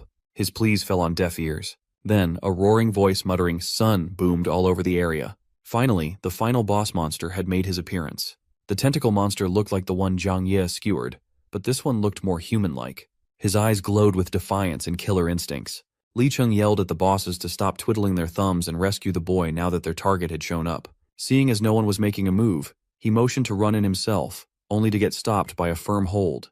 Boss Ling refused to let Li Cheng go under the excuse that Zhang Ye must make the first move. Any attempt to attack now would be considered credit stealing. Zhang Ye smiled at the absurdity of that idea. The masks of the heroes and villains are finally melting off. Before the tentacles could reach the bald-ass head of the kid, Zhang Ye was already zooming in with superhuman acceleration. Thankfully, he outpaced the tentacles, grabbed the boy by the shirt, and tossed that bald bugger out to safety. Li Cheng caught the alley-oop. He must have thought that bald head was a basketball. The beast was enraged at Zhang Ye's actions. Well, with his disguise glasses off, Zhang Xiaoyong is finally back. The tentacle monster gripped his body and pulled him in. Now that he's getting a closer look, Xiaoyong realized something odd. Once the kid was out of danger, Li Cheng was amped to jump into the fray. But before he could lend the young man a hand, he was apprehended by the horrible bosses. If they don't act now, Jiang Ye will die. Li Cheng still can't understand that this is precisely the point of this mission. Boss Ling finds his stupidity a little funny. She thought the young man would at least drag out the fight with the tentacle monster to a draw. Seeing as how he's trapped and squeezed to stillness, his previous kill might just be a fluke. Li Cheng's dumbass never saw this scheme coming at all. Again, he's a dumbass. Instead of letting the devils explain, Jiang Xiaoyang took the floor instead. Without mincing his words, he divulges the cannibalistic practices of the steel mill bosses. Once again, Li Cheng has no clue what he's talking about. He's a dumbass. As if on cue, the Eastern Fortress crew went trigger-happy and opened fire on the opposing evolvers. Their automatic rifles and handguns lit up the park as they hit the steel mill people from the side. They split up into two groups. One held back the evolvers while the other assisted Xiaoyang against the tentacle monster. Little Shuai led the charge of the latter group with a Molotov cocktail in hand. This kid is a menace. He threw that thing with all his might, and the monster reflexively swatted it with his tentacles. That action spilled the oil, drenching the beast and spreading flames. Instead of flinching in pain, the tentacle monster just stood there, looking at the little boy who threw the burning bottle. It was as if a significant portion of his humanity rushed back into his brain at the sight of little Shuai. His attention completely left the human he was holding with his tentacles. Meanwhile, the kid is cursing the beast for tanking his flammable bomb. Hearing little Shuai curse enraged the tentacle monster more than anything. Since he can articulate words clearly, the crew is definitely up against some evolved mutant. Thankfully, they have someone like that on their side as well. Brother Chong sprang into action. His legs were fast. They were fast enough to make the tentacles miss and hit nothing but pavement.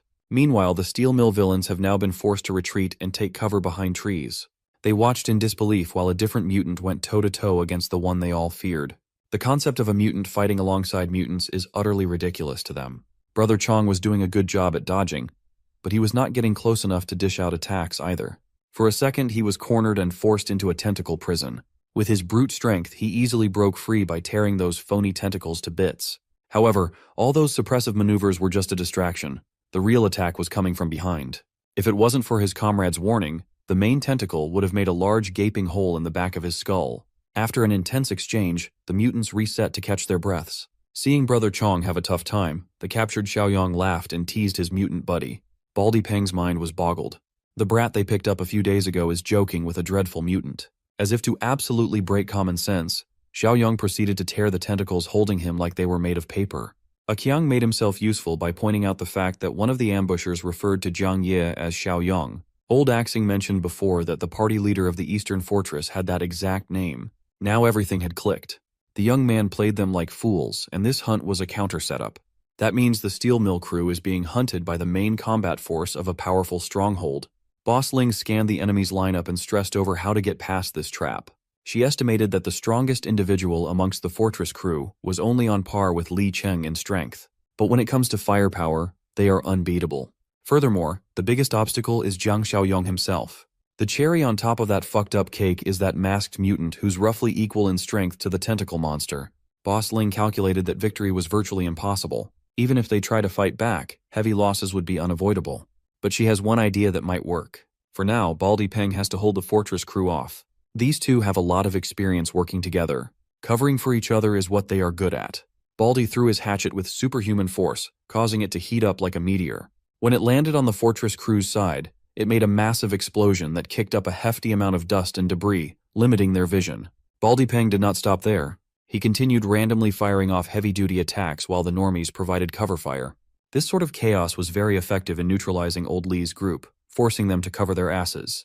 While everyone was focused on their targets, Boss Ling had her eyes on someone else. The youngest member of the fortress, that kid on the front lines.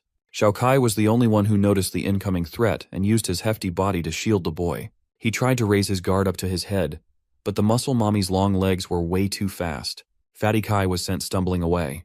He was not a match for an elite evolver. Finally, Boss Ling's diabolical plan is within grasp, and the central piece is one grab away. She snatched little Shuai by his little collar, alerting everybody else. I know she's horrible, but can I go next? This is the worst scenario. Little Shuai does not want to be a burden to everyone as a hostage. He tried his hardest to break out of Muscle Mommy's grasp to no avail. To stop him from squirming and trying to escape, Boss Ling delivered a solid punch to his face.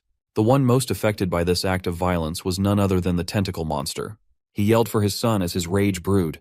Brother Chang took this moment of distraction as an opportunity to close the distance and get into an attacking position. While he was perching on the tentacle monster's shoulders, he felt something odd. The beast was ignoring him. Xiaoyang told Brother Chang to just let go of the big guy. This instruction only served to confuse the mutant even further. Well, Xiaoyang could see that the monster was ready to risk his life for something very important. Right now, getting in his way would not be smart. With hands wringing little Shua's neck, Boss Ling hissed at the fortress crew and threatened to make the boys head roll if they didn't put their weapons down. The ever-so-noble Li Hongli pleaded to change places with the kid. Seeing how shaken and desperate the fortress crew was, Boss Ling felt great about her hostage targeting. If anything happens to little Shui, how the hell are they supposed to face his mom back in camp? Boss Ling repeated herself. All she needs is a complete surrender of weapons and for the ambushers to move back at least 100 meters away from her boys. Old Li chose to play it safely and lowered his gun, advising everyone to do the same. They have no leverage. Muscle Mommy is not done barking orders yet. Next, she wants the masked mutant to take out the tentacle monster once and for all. She was so high on her newfound authority that she failed to notice the incoming attack. The tentacle monster homed in on her position like a heat-seeking missile, forcing the boss to let the hostage go and jump away to safety. A few of the trash goons just happened to be on the tentacle's way. They were rightfully eviscerated. Baldy Peng watched in horror as another one of his evolver men was reduced to a bloody pulp. Boss Ling was under the impression that the masked mutant was pinning the main threat down. When she looked up at Jiang Xiaoyang, the young man was just smiling at her with glee. Beside him was the aberrant mutant, and they were just standing around, barely paying attention to the fight. Li Hongli yelled at little Shuai to make a run for it, but the tentacles had already surrounded him. Xiaoyang assured everybody that there was no need to freak out. Little Shuai is in safe hands, well, more like safe tentacles. Of course, no one had a clue about what he was talking about.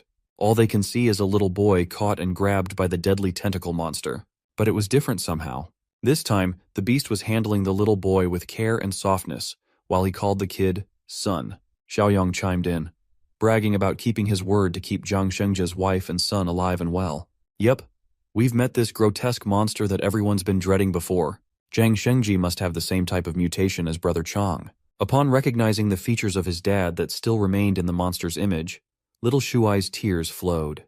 Baldy Peng watched from the sidelines and called bullshit on such a K-drama plot. They need to get the hell out. So he issued a retreat order. Unfortunately for his bald head and the rest of the steel mill people, they made an enemy out of something out of this world. While holding his boy with utmost tenderness, Shengji's tentacles extended for blood-soaked revenge. Baldy Peng was the first one to get caught and constricted. He yelled at the nearby Boss Ling to help him out and cut the tentacles off. They've always had each other's backs, but not this time. Huang Ling, the coward, made a beeline for the trees, hoping to escape with her life intact at the cost of abandoning everybody else. She is well aware of the disparity in strength between them and the monster.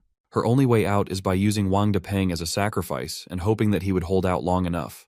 Unfortunately for Muscle Mommy, even that plan would never work in this situation. She was simply too slow, and those tentacles are really good at groping. Her ankles were unexpectedly grabbed, which led to her smashing her face on the pavement. Boss Ling's glasses were destroyed, and so was her nose. Right then and there, she knew that the next few moments were not going to be pretty. She was dragged back into the park. Those tentacles had no regard for her comfort whatsoever. Baldy Peng watched this scene with a smile on his face. The witch tried to sell him out, so imagine how vindicated he feels now that they're in the same boat. Still, Peng wants to use everything and everyone he has left. So, he turned to Li Cheng for help. Before the dumbass watchdog could lend a hand to the boss that already betrayed him, Jiang Xiaoyang Flash stepped behind him for a quick talk. The young man had a simple offer. All Li Cheng has to do is not move, and he will be guaranteed to walk away from this shit show alive.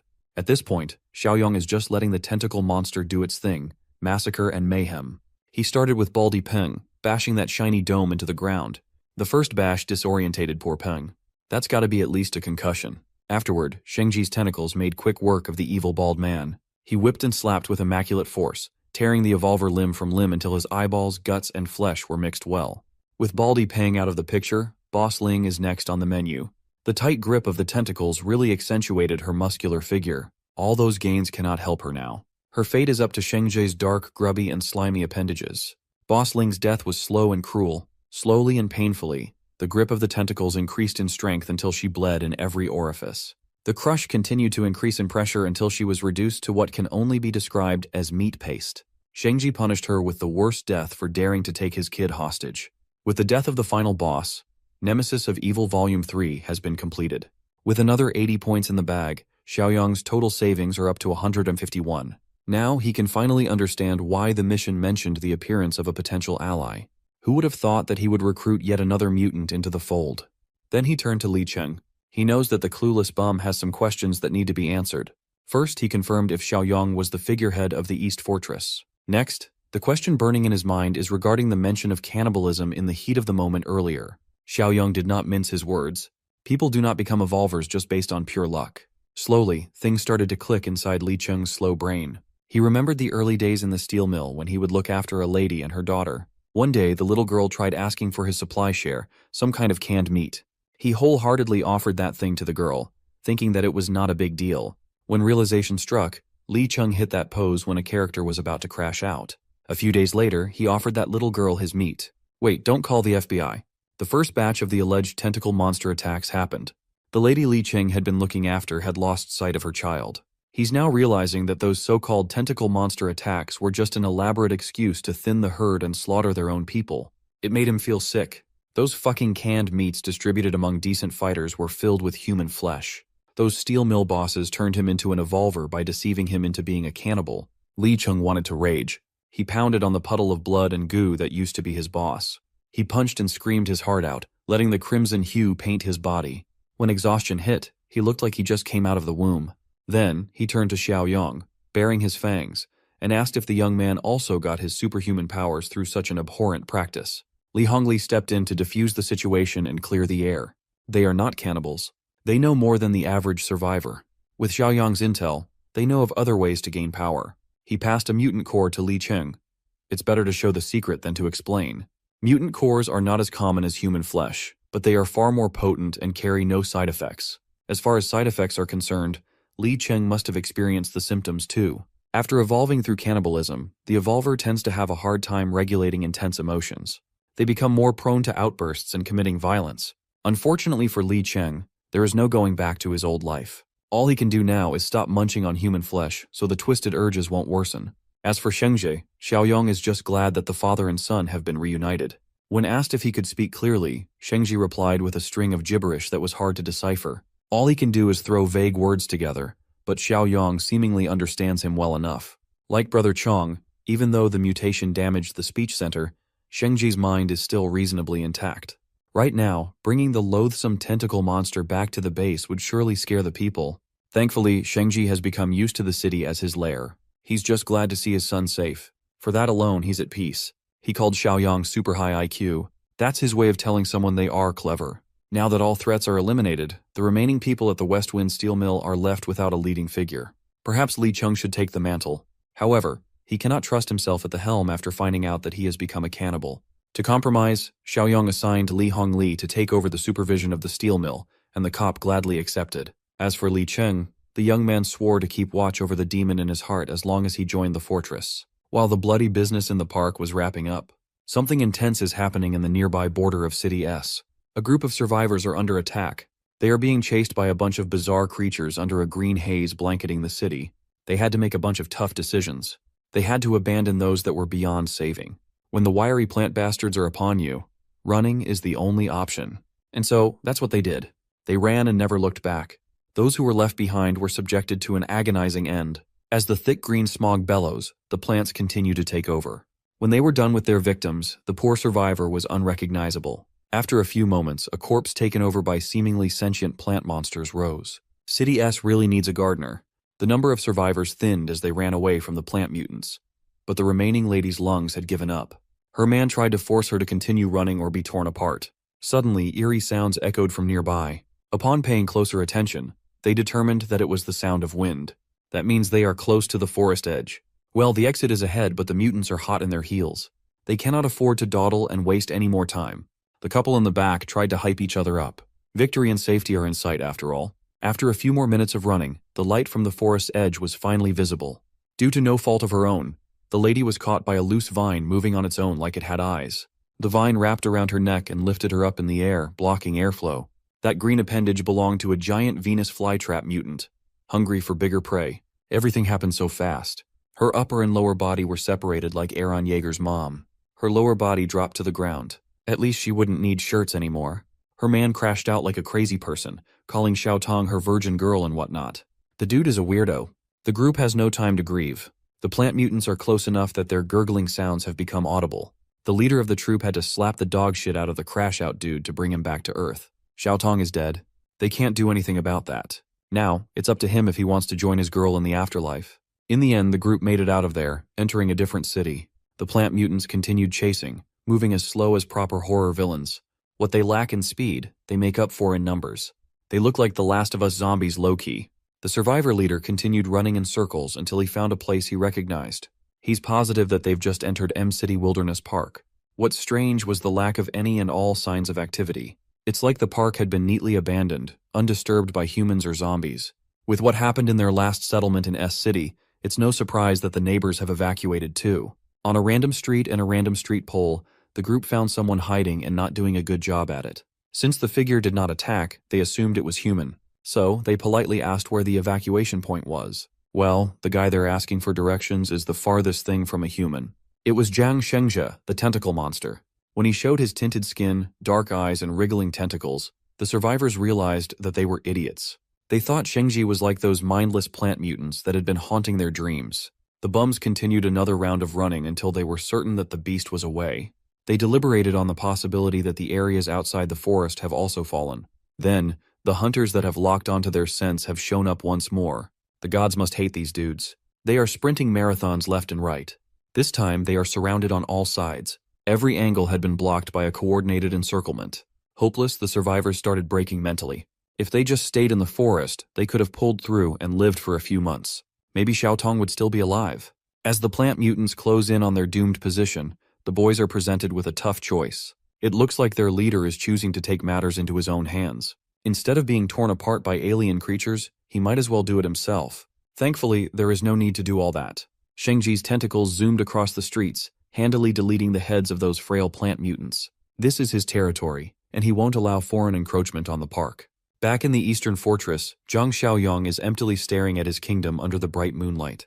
His utopian mission has progressed quite well. Right now, his community score has grown to 62, and store points are up to 231. At this point, he can be considered rich.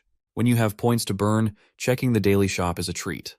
Right now, he can buy a level 2 armed deterrence box for 20, a level 2 black tech box for 50, or a level 3 superpower awakening supply box for 100. Xiaoyong is rarely ever surprised, but that last choice knocked his socks off. Without hesitation, he spent his points like a madman and cleaned out the shop. Armed deterrence contained an armored jeep. Black tech gave him another physical enhancement serum. Finally, the superpower awakening box contained a level 1 enslavement mark. The skill allows him to enslave one life form. He doesn't see the need to use it right now. Brother Chong, Brother Shengzhe, and Li Cheng are still stable. After all that spending, a chance to earn points presented itself. The mission. Weed Control Volume 1 has officially begun. He thought the mission was a literal gardening job. But things became clearer when Brother Shengzhi relayed updates about that encroaching army of plant mutants. Later that night, the people of the fortress gathered outside the wall to cautiously look at the tentacle monster. Shengji escorted the party he just saved to the east to meet the big boss. He's dragging a plant mutant corpse for examination. From the crowd, Shengji's wife and son ran up to him with glee. While he has no problem saying the words son, the word wife must have been wiped from his vocabulary. He called her marry me. To this day, Xiaoyong is the only one who has no trouble translating his broken speech pattern. The reunion of the family was bizarre and sweet. Tears were shed and hugs were shared. Xiaoyong immediately got down to business and examined the shriveled mutant corpse. Shengji tried to explain what happened, but he did not have enough words to form a coherent story. So, the leader of the survivor troop stepped in to elaborate. They came from City S and were forced to run away because of these mutated plant creatures. While City M is also unsafe, it's in far better shape than City S. On the way to the fortress, the new group passed by a lot of zombies roaming the area. Xiaoyong sent one of his men to retrieve his new armored jeep, parked 2 blocks from the base. Tonight, he wants to see the border between the two cities. Using the armored jeep and the survivors' guidance, they reach the place without a hitch. It's only been a few hours, but the vines have already grown a lot taller, covering more ground. To get a better understanding of the situation, Xiaoyong wants to venture deep into the jungle. Survivor Bro just got out of that hellish place, so it's understandable that he's against going back in. Well, ignoring the problem is not an option. At this rate, the nearby West Wind steel mill will get swallowed up. By then, quality of life and production will suffer. Before going a deeper dive, perhaps it would be wiser to do something else first. Xiaoyang thinks it would be better if his people could gain more strength to handle crises on their own. Old Li and his new steel mill crew will tag along too. For the next few days, everybody is going on a hunting spree. It's grinding time, baby. Speaking of the steel mill, there seems to be another troublesome mutant lurking in the area, and it's eating zombies. Thankfully, we won't have to see this ugly-ass mutant for long. Xiaoyang is on some Assassin's Creed movement tonight. In one clean slash, he dispatched the troublesome zombie-eating mutant. With the big boy out of the way, the rest of the crew were freed up to go to the ham with their firearms. They did not spare any bullets, letting it rain on the normal zombies aimlessly marching in the city. Under Xiaoyang's leadership, they would search and retrieve mutant cores from their kills. They repeated this process over and over, steadily increasing their supplies. Unbeknownst to them, an overfed evolver had been going around the city, looking for fresh human meat. Normal zombies cannot even pose a threat to this guy. He can kill normal walkers without breaking a sweat, due to the steady decline of the human population. Mr. Evolver here has been resorting to roasting zombie meat. All he wants is a bite of some untainted human flesh. Fortunately for him, the scent of his favorite meal is being blown over to his nostrils. Under Li Hongli's leadership, the steel mill had been operating better. However, the addition of new guns in their arsenal is making some of the guards overconfident. Some of them are overextending from their perimeter just to kill zombies for fun. The scent of these guards is what the buff evolver caught a whiff of. He was licking his lips in anticipation. The best kind of meat comes from those who have not eaten their own kind before, the so-called pure humans. Buff evolver is not dumb. He can see that those people are armed with some serious firepower. Going alone might be extremely risky. He knows he has to hold back a few more days to hunt properly, but the concept of waiting makes him drool and tear up like a hungry dog. Back in the fortress, Xiaoyang is busy tinkering with his system shop again. Afterward, he called for an all-hands meeting. They have been doing a coordinated hunt for 3 days now. He assigned all the harvests to Li Hongli and Zhang Qi to split. Old Li protested that they couldn't hog all the resources when Xiaoyang everybody contributed to the hunts. The big boss struck down their concerns. For everyone else, there are plenty of weapons and ammo. What they need is to push a few top-tier fighters forward. It is a way better method than equally distributing cores and having everyone half-baked evolve.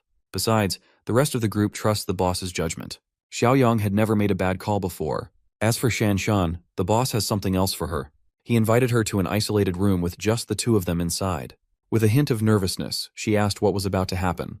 Outside that secluded room, little Shuai, Wan, Zhang Qi, and brother Chong eavesdropped. All they could hear was their boss telling the lady to bear with the pain. After a few minutes of suspicious noises, the door swung open, exposing the nosy bunch. Zhang Qi awkwardly gulped and commented on how fast brother Xiaoyang finished. They thought he was clapping Shanshan's cheeks for real. Well, it's better that Zhang Qi is here anyway. At the moment, Shanshan is gently holding her arm while an empty syringe is parked on the table. She really was penetrated in some way. After absorbing so many mutant cores, Zhang Qi is basically one of the settlement's top fighters. Right now, Xiaoyang wants to see a spar between the humble Zhang Qi and the feisty Shanshan. Zhang Chai was opposed to the idea. He refused to hit girls. Hearing that statement, Xiaoyang gave Shanshan permission to slap the boy across the face. There's no need to hold back. She can use her full strength. When it comes to taking hits, Zhang Qi is quite confident in his durability after being boosted by a bunch of mutant cores. Before he could finish bragging, Shanshan unleashed a slap that nearly dislocated his jaw and disfigured his whole face. Brother Chong and Xiao Kai had to jump in and break his momentum. Shanshan was quite surprised at her sudden power-up. Xiaoyang was kind enough to inject her with a physical enhancement serum, bringing her up to the level just below Brother Chong's. Zhang Qi thought he was higher up on the totem pole of power. Of course, Xiao Kai had to trash-talk his buddy a little for being so mopey. With every preparation settled, Xiaoyang assigned everyone their respective roles for the upcoming woodland expedition. Alongside his best fighters, he selected the leader of the new troop as their guide. Mr. Leader here quickly turned down the assignment. He's already escaped that place once. He vowed to never come back. Lai Cheng goaded the man for chickening out. But Mr. Leader is reasonable. He doesn't have comrades or family in the neighboring city. He would gladly stay in the fortress to work as a laborer, away from danger. So, the guy who lost his girl stepped up to the plate and volunteered to be the guide. In western suburbs, buff evolvers are combing through buildings for someone. Day by day, his brain is functioning slower and slower. If he doesn't get fresh human meat soon, it will only get worse. The banging on his head was interrupted by the sound of banging in the distance. He quickly ran and followed the lustful sounds. Upon opening the metal door of an abandoned building, he was greeted by the sight of two couples going at it like animals in heat. Buff Evolver cleared his throat to catch their attention and stop the penetration.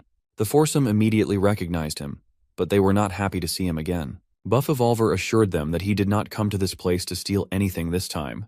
In fact, he came over to share information. The women did not trust his worst at all. Everybody here had bitten the bullet and embraced being half-monsters. There is no point in lying. Buff Evolver swore that he was not lying. He found a community of pure humans, saw that they were armed to the teeth, and now he's asking for help to hunt. The half-monsters crowded him with their equally buff bodies, evaluating his every word and action. In the end, the half-monsters agreed to trust the words of the thief this once. If the bastard lied, they could just eat him instead. Just like that, he was accepted into the group. With her kitty hanging out, the redhead half-monster welcomed the new addition to their group with something tight and warm. Buff half-monster is not one to turn down such a generous offer. While something freaky was happening inside the city, Xiaoyang's group had officially entered the border. Their guide for this expedition is the broken-hearted Zhu Xingkai. Xiaoyang praised his bravery, and Xingkai asserted that he wanted revenge on those plant mutants that killed his girl. Furthermore, his parents are still trapped in the jungle. The boss will take a point, Li Cheng will cover the rear, Brother Chong and Shengji will take a left and right, and Xingkai will stay snug in the middle. Xiaoyang only dares to take this risky mission to stop the jungle from spreading into his territory. The rescues are just secondary. Suddenly, a wet vine fell and dropped some sticky stuff on his face. Immediately, Xingkai went on high alert. He's seen that sticky substance before. He yelled at the boss to move, but it was too late. The slimy vein wrapped around Xiaoyang's neck like a hungry python. The giant Venus flytrap showed itself, the exact same creature that snapped Xiao Tong in half. No one has ever escaped from that voracious mouth alive before, but that statistic won't stand for long. Xiaoyang fearlessly grabbed onto the vine and pulled. He yoinked that thing so hard, the creature's disgusting innards came out. Xingkai was aghast. He could barely form a word in surprise. The innards fell on the ground, making a dull thud in front of the big boss. It wriggled like a disgusting bag of slimy grapes. The Venus flytrap must have known what was good for it and immediately tried to escape.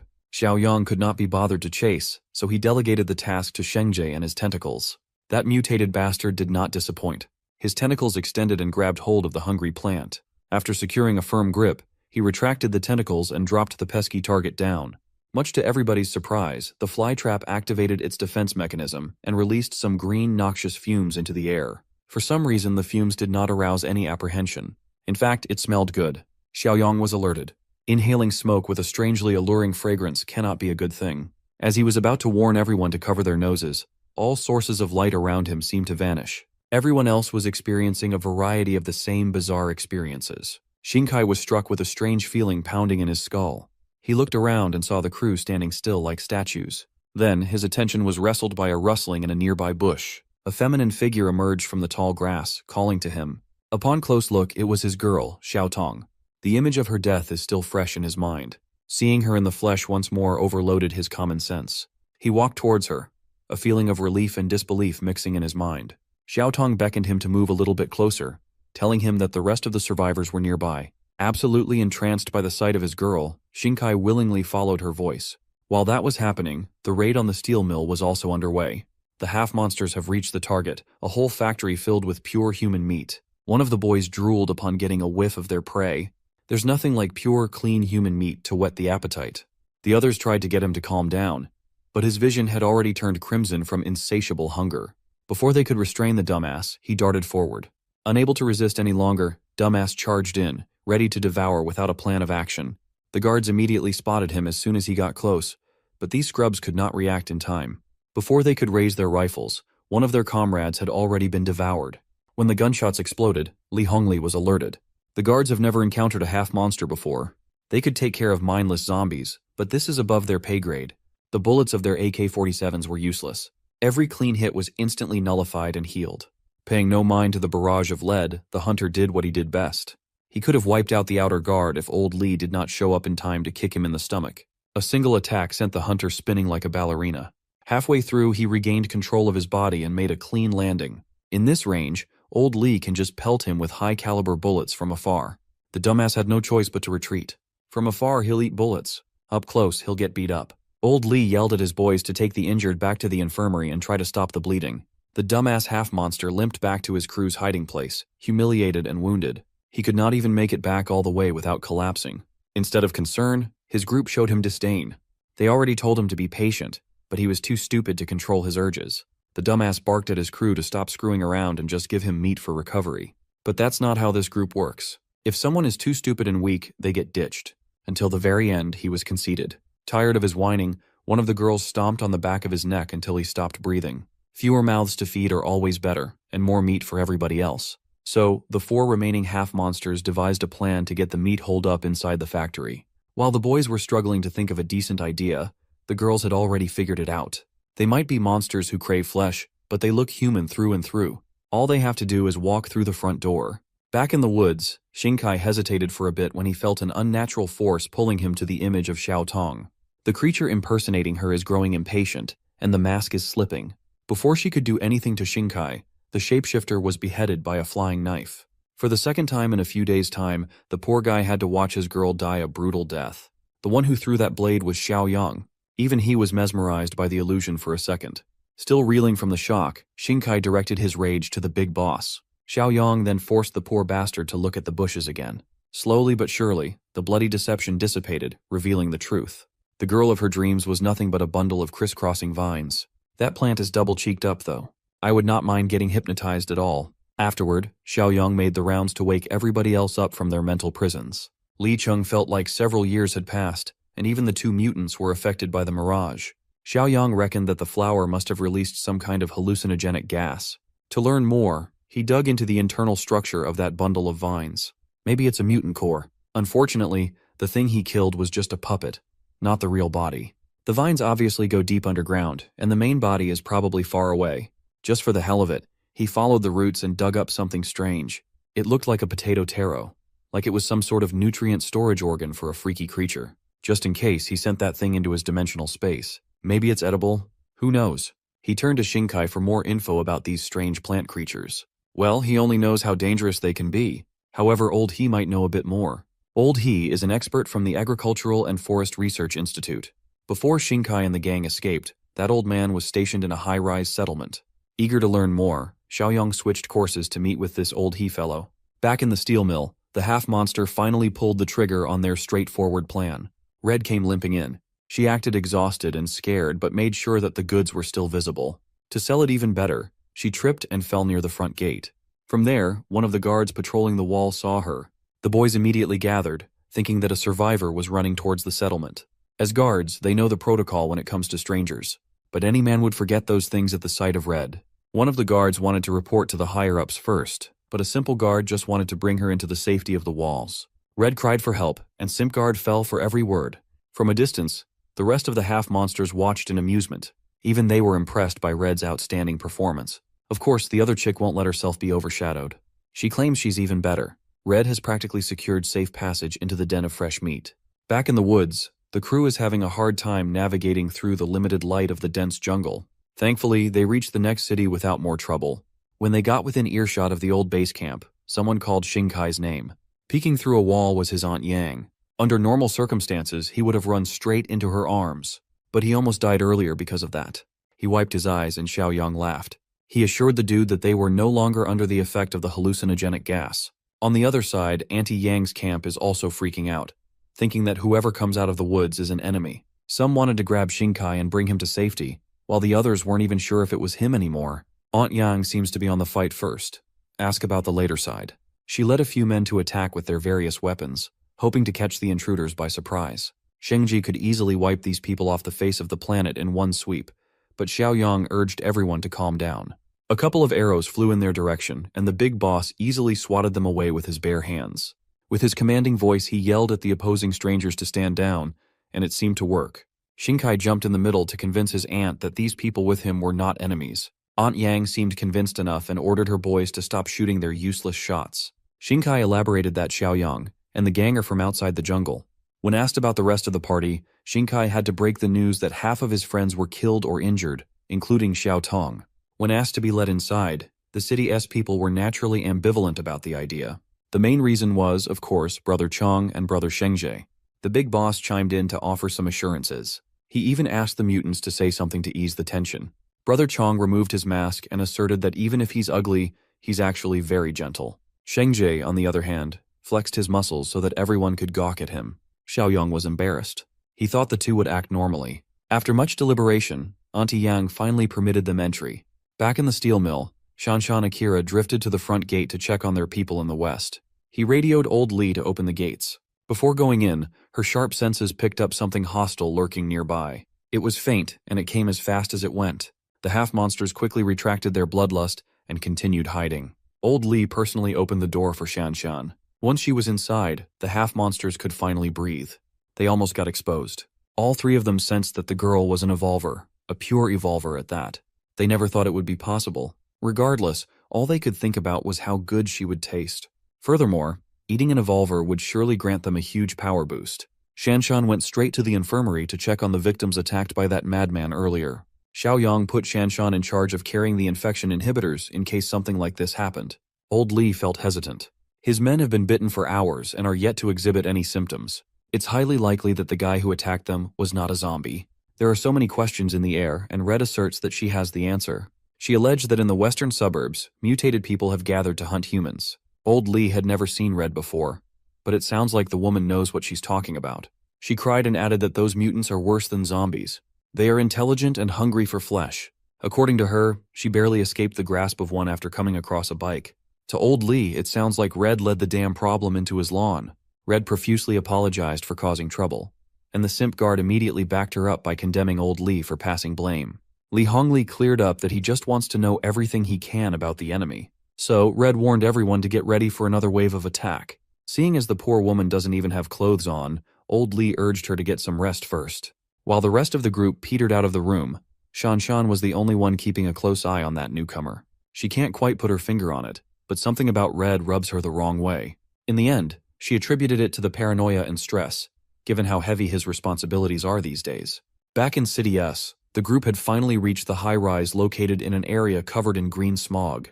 Xiaoyang asked why the survivors did not use a more convenient location with stronger structures nearby. Well, that's because staying low on the ground is a death sentence in this city. The green mist gets denser the lower you go. Breathing in this nasty stuff for too long will turn a normal human into a plant mutant. Only buildings with 10 floors or higher are safe as the fog is thin enough. Everybody took the stairs and continued talking on the way up. At the top of the high-rise, Xiaoyang finally met up with Professor He. They gave the rundown of the situation outside the jungle and the problems in the other city, lowering morale. After explaining the mutant situation, Xiaoyang invited Brother Chong and Shengji to come in and meet everyone in the high-rise settlement. As for T-City, B-City, or abroad, there is no available information out there. Up to now, there are no signs of organized rescue. Everyone is on their own. Xiaoyang brought out the weird potato he dug up earlier and asked the professor what he knew about it. Professor. He calmly identified it as the tuber of those plant mutants. It is edible, and the high-rise people have been living off it for a while now. If not for the food shortage, they would not have dared to eat something that looked so freaky. Nevertheless, good survival food is an impactful discovery. Their meeting was interrupted by an emergency happening right outside the building. Looking out the windows, one can see a ton of plant mutants gathering and surrounding the high-rise. They identified the enemies as something called flower carts. Hearing that term turned Professor He's expression dark. Flower carts might become the cause of death for everyone in this building today. The professor raised his voice and demanded everyone's attention. Women and kids must climb up to the top floor and lock themselves in sealed rooms. Everyone who can fight must take arms. Professor. He would rather let a few survive than let everyone die. His people listen to him. They are willing to lay their lives on the line for the settlement. Professor. He reckoned that Xiaoyang was still young, so he should join the others in hiding on the higher floors. The big boss scoffed and assured the professor that he'd be just fine. In fact, he's a little curious about what kind of monster could scare everybody this badly. Professor He warned everyone that if they failed to reach the flower cart's core body in time, everyone would be as good as dead. You see, the flower cart can control other plant mutants. It likely uses something akin to pheromones and can launch large-scale organized attacks. Its main body must be nearby, and it is pissed. Much to the professor's panic, Xiaoyang opened the window to the room. He pulled out a rifle out of thin air with the intent to test the enemy's strength first. From the top floor, he sniped the encroaching plant mutants one by one. As expected, those buggers are incredibly resilient. They can regenerate fatal injuries in just a moment. Still, Xiaoyang wants to test the limits of that overpowered regenerative ability. He focus-fired one of the mutants, turning its body into Swiss cheese from afar. Like the other ones, this bullet-ridden insult to Mother Nature stood strong, but it only held on to dear life for a bit before collapsing on the ground. Going by that experiment, it seems like killing one of those bastards requires 2 magazines. It's hardly a good trade, so it's no wonder everyone's so scared. Nevertheless, Jiang Xiaoyang has a near-infinite supply of weapons and ammo stashed in his personal dimension. Pulling dozens of crates out of thin air was shocking enough, but when the young man used his bare hands to pry those nailed wooden crates open, The high-rise people were befuddled. The crates contained the natural counter for plants and Molotov cocktails. Xiaoyang instructed the high-risers to use those crates in case any of the mutants slipped through the cracks. Without elaborating, the young man jumped out of the window without delay. His mutant brothers swiftly followed suit. 3 insane bastards leaped off the 16th floor like they didn't value their lives. At least their landings were cool. Each one posed for maximum aura gain as they stunted the ugly plant mutants. As soon as they entered the melee range, the eager creatures rushed in. They were met by Xiaoyang's hand digging into their wiry skulls. With one forceful pull, the big boss beheaded the first enemy that crossed him. Brother Chong was no slouch either. He was fast and strong, and his fighting style was comparable to that of the boss. As for Shengji, this dude is just pure aura and hype moments. His tentacles did most of the work, and it was bloody and glorious. Professor. He finally realizes how dumb he sounded when he urged Xiaoyang to hide earlier. Thankfully, Li Cheng was also up there to prime everyone to deal with stragglers. He took over and invited anyone confident in their skills to grab Molotov cocktails and guard the stairwell. Seeing hope for the first time in months, the morale of the high-rise residents could not get any higher. Downstairs, Xiaoyang cleaned up the remaining mutant plant that was to be disposed of. Like clockwork, he tasked his mutant brothers to search and check the bodies for cores. As for him, he's itching to personally see that flower cart thing everybody's raving about. The few stragglers that snuck past the killing machines were easily dealt with using fire. Thanks to Xiaoyang and his crew, there were no casualties this time around. While everybody was busy making sure that the high-rise was safe, our boy followed his instincts deep into the woodlands. He traversed the land like a damn shinobi, and finally found the twisted thing, the subject of everybody's nightmare, the flower cart. In the middle of the woods, the main body and the beast causing all the problems in City S is coughing the green fog. Suddenly, every nerve in his body demanded that he jump out of danger. Xiaoyang followed his instinct and avoided a one-hit kill. Such a powerful force might be equivalent to Zhang Shengzhe's tentacles. Still, Big Boss here has gotten pretty good at fighting tentacle types over the past few weeks. All he really has to do is outclass the thing in a contest of sheer power. Feeling threatened, the flower cart spewed a thick cloud of spores. Unfortunately for the poor beast, Xiaoyang never falls for the same trick twice. Before the spores reached him, he drew in a deep breath and held it in his lungs. While the field is filled with those nasty green clouds, the flower cart starts wriggling around like a bug. It dropped its balls, and feet emerged from underneath them. The flower cart is trying to flee with its plethora of disgusting limbs. That pitiful attempt at escaping won't work against Zhang Xiaoyang. He moved his fingers to draw a sigil and summoned the slave mark. His new power swirled around the mutated beast. A few minutes later, the people in the survivor building were alerted by the arrival of Flower Cart's true body. Professor, he was beside himself. He'll never forget how brutal that beast was with its twisted form. After parking his new slave in the driveway, Xiaoyang pulled up as if it were business as usual. He just asked Zhang Shengzhe and Brother Chong if they harvested every mutant core downstairs. In his own broken language, Shengzhe reported collecting quite a bit of cores. Brother Chong translated reliably. One of his mutant buddies talks like he's chewing gravel, and the other spouts gibberish. Listening to them is exhausting. Then, Professor, he brought up the elephant in the room. What the hell is with the flower cart parked in the building's driveway? Xiaoyang nonchalantly answered that the mutant was one of them now. To convince the survivors, he brought them out to the parkway to prove that there was no need to be afraid anymore. The old professor bit the bullet and approached the veiny anomaly. He touched the flower cart with apprehension and asked how the hell the young man tamed such a monster. Ignoring his question, Xiaoyang asked what the professor's opinion about the plant was as a seasoned botanist. The old man reckoned that although it's mutated to an unrecognizable degree, it should still retain its botanical instincts and traits. Just like in the animal kingdom, competition among plants can be just as brutal. Instead of prey, the fight for sunlight is a constant theme in their world. For example, trees were forced to evolve and grow taller to capture more sunlight, while the lower-growing plants adapted in their own ways. That's why in denser forests, the thicker the canopy, the sparser the grass. His professional guess is that the flower cart evolved its aggression because it lost the early advantage during mutation. With sunlight out of the option, it had to adapt and use other living beings as sustenance. Suddenly, flower cart extended one of its vines, heading for Xiaoyang. Li Cheng quickly reacted and pulled out a tiny baby knife to defend his boss. Wholly unaffected, the young man asked his underling to stand down and let the vine proceed. With the slave mark in place, it is completely impossible for the thing to disobey. It turns out that the vine was heading for his spine. Upon connecting with his skin, the vine transmitted something directly into his neural pathways. Flower Cart communicated that the professor's analysis was spot on.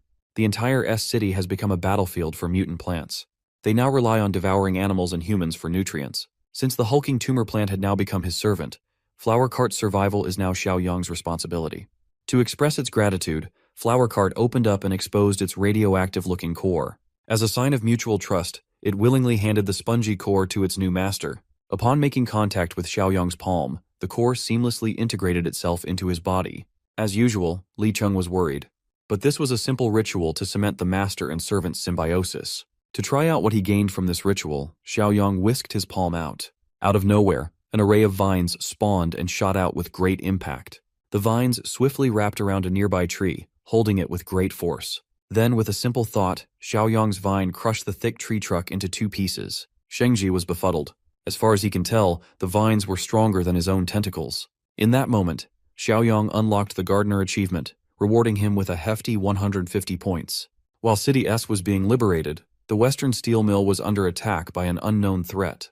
That cannibalistic mutant redhead had been laying down hooks, and the survivors in the mill kept on taking the bait. After hearing a knock on her door, she put on a helpless look and opened her room to a man trying to deliver a late-night snack. A pretty tasty one at that. She was an expert in pretending to be the damsel in distress. The boy, on the other hand, is trying to look like the ultimate good guy concerned for the newcomer. Red provocatively grabbed him closer and extended her sincere thanks. Taking that as a go signal, the horn dog pounced at the helpless woman like a thirsty gooner. She quickly pulled back, going inside her room startled. To his credit, the horn dog apologized for interpreting the signal wrongly. Well, that wasn't the case really. Red just wanted to take this thing of theirs outside the factory on account of the thin walls of the room. Of course, the poor dude followed her.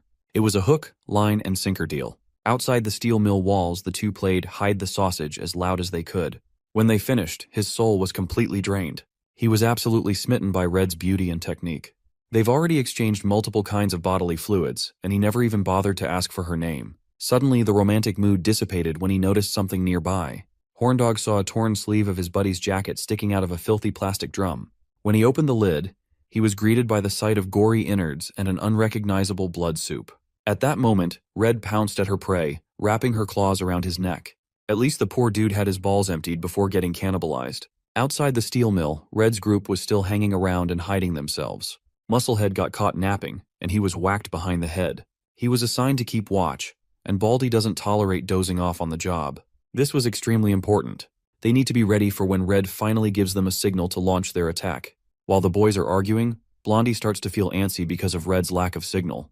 It is starting to feel like Red is hogging all the fresh, untainted meat in that mill for herself. So, the three decided to check around the factory to see any traces of that selfish bitch. With their superior sense of smell, they were guided towards the leftovers. They found the drums of discarded blood and guts. Now they're sure that Red had decided to go solo. Blondie assured the boys that there was a simple solution for this. If Red can charm her way in, so can she. Already betrayed once tonight, Baldy was naturally opposed to the idea. They already have one meat hog. Sending in another would be stupid. Musclehead had to step in to try and pull Baldy away from Blondie. She is not entirely wrong. She's their best and only shot at getting in right now. Baldy can see that too. He agreed to send Blondie in but warned her that if she copies Red, he will storm in and kill the traitorous bitches even if he dies in the process. So, after a little more deliberation, they went with the plan that succeeded earlier.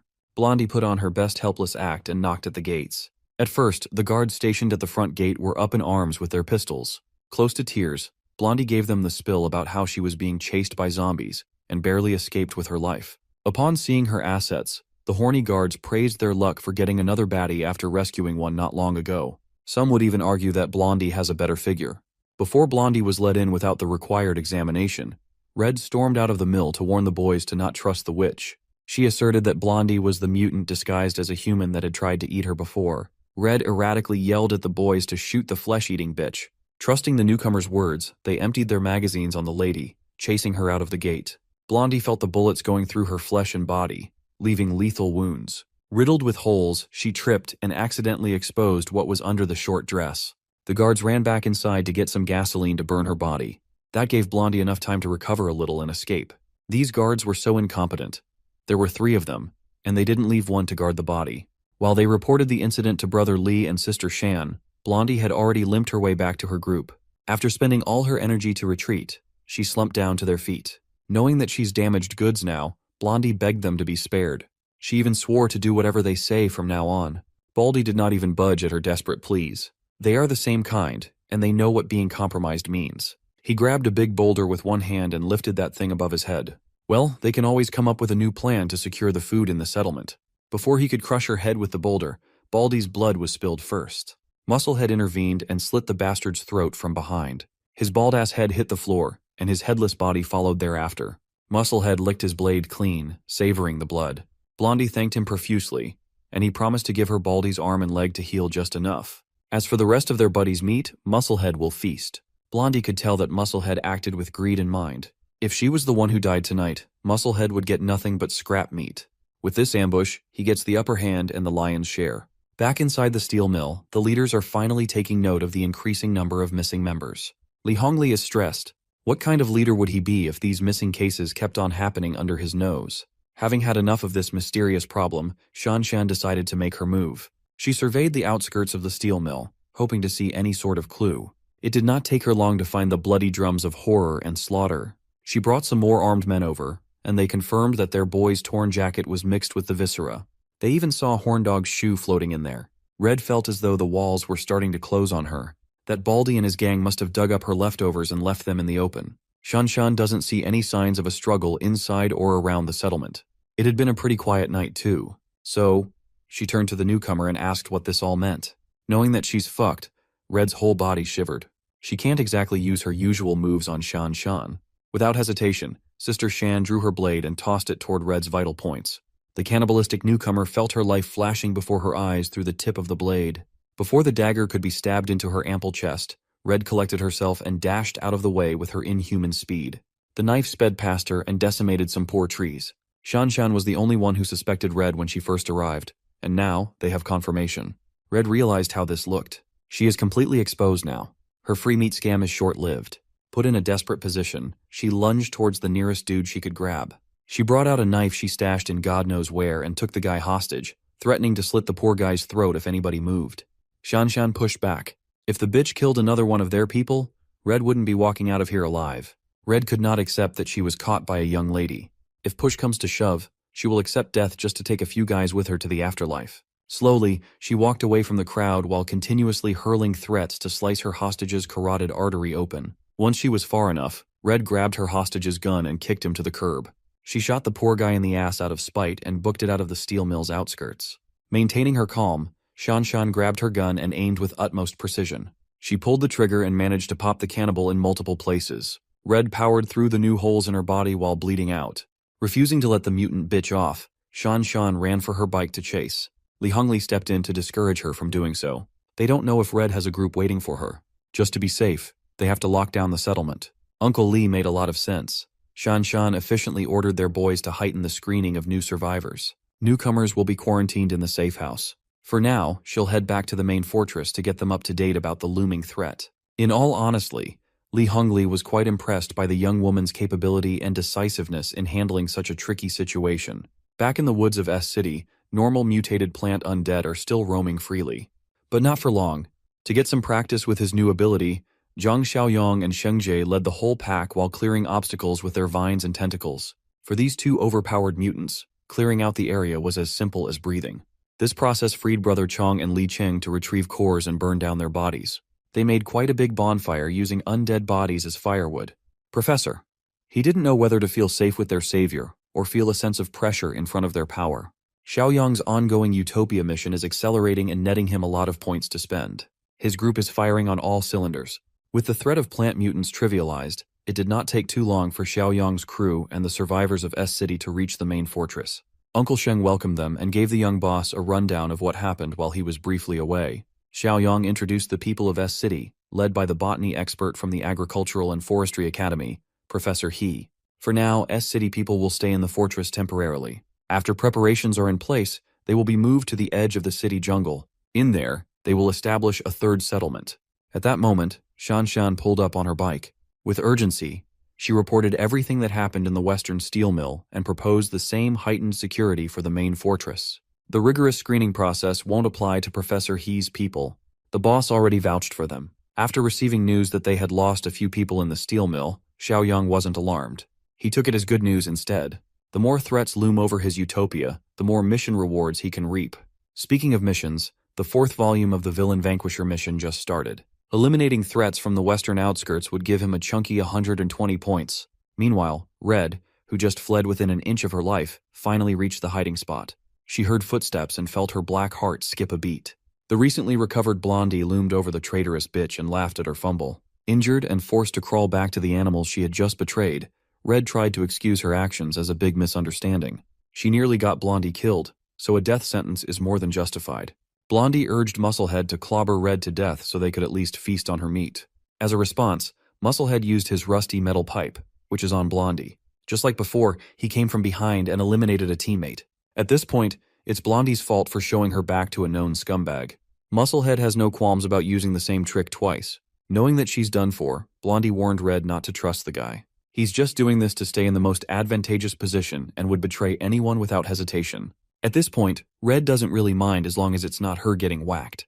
As one last try to convince Musclehead to keep her alive, she tried to remind her of Red's betrayal. For cannibalistic mutants like them, words don't hold value anymore. Since that didn't work, Blondie tried to offer Musclehead her body. Unfortunately for her, Musclehead prefers redheads over blondes. Using his bare hands, he finished Blondie off. What followed was his usual scheme. He offered Red an arm and a leg to recover while he feasted on the rest of Blondie's meat.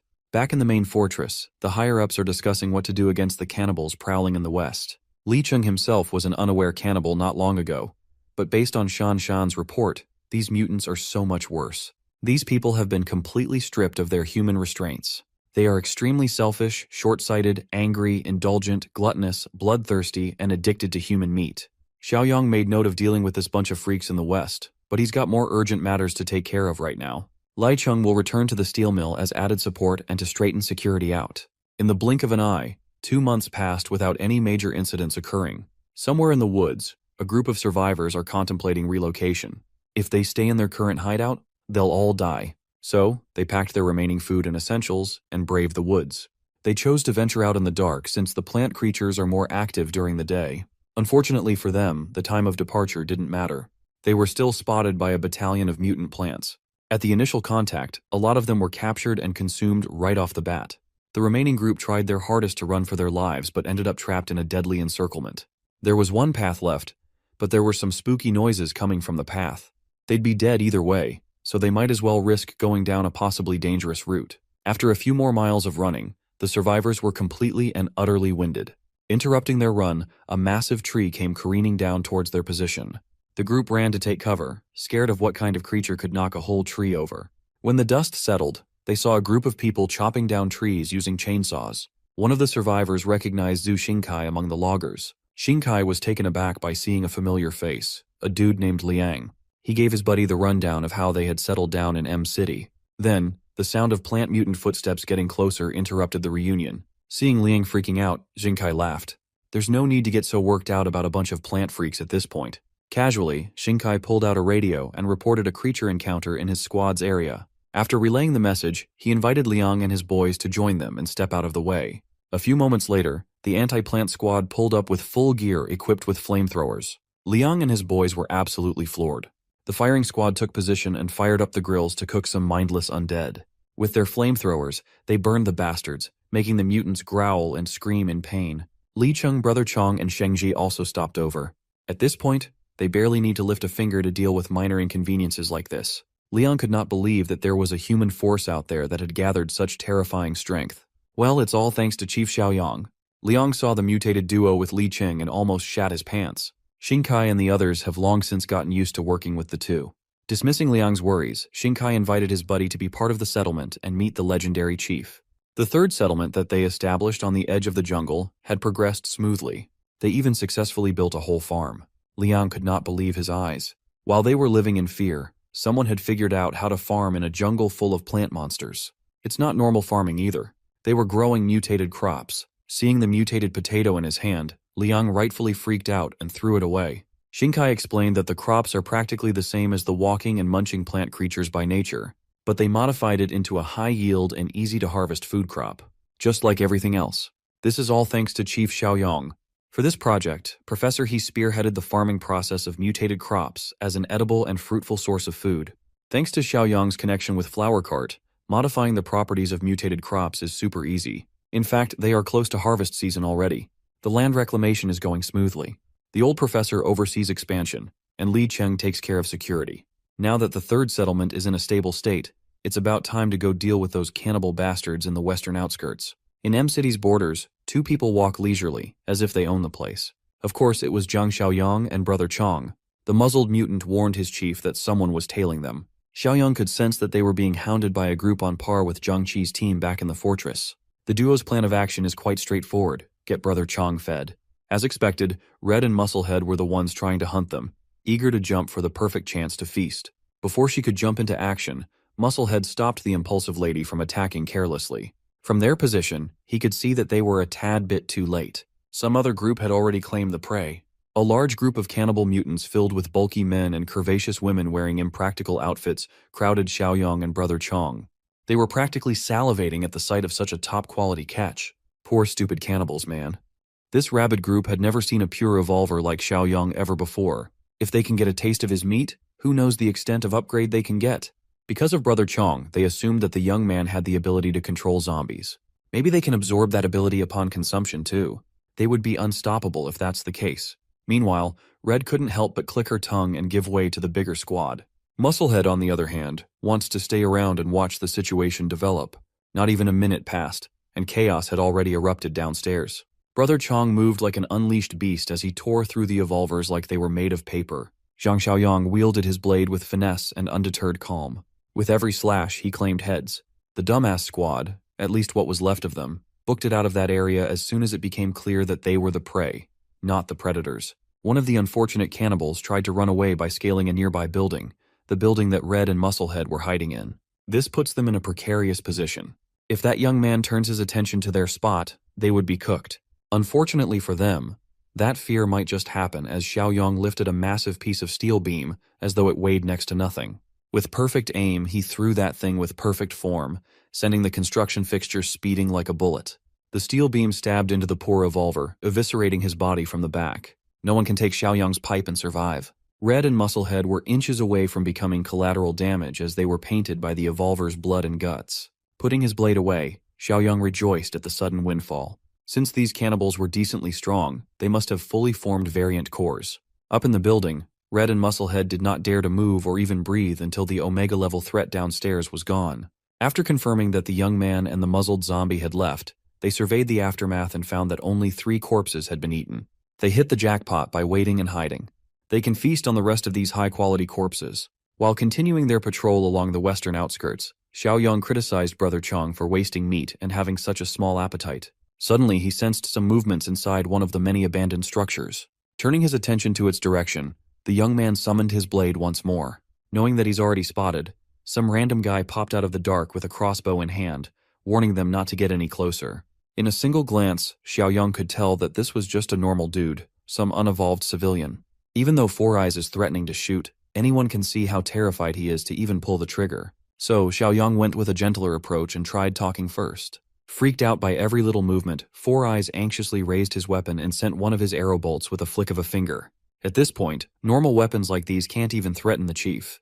Xiaoyang grabbed that puny thing out of the air with casual ease. Seeing his only weapon turned obsolete so easily demoralized Four Eyes severely. In the blink of an eye, the young man he intended to shoot closed the dozens of meters of distance between them with a single step.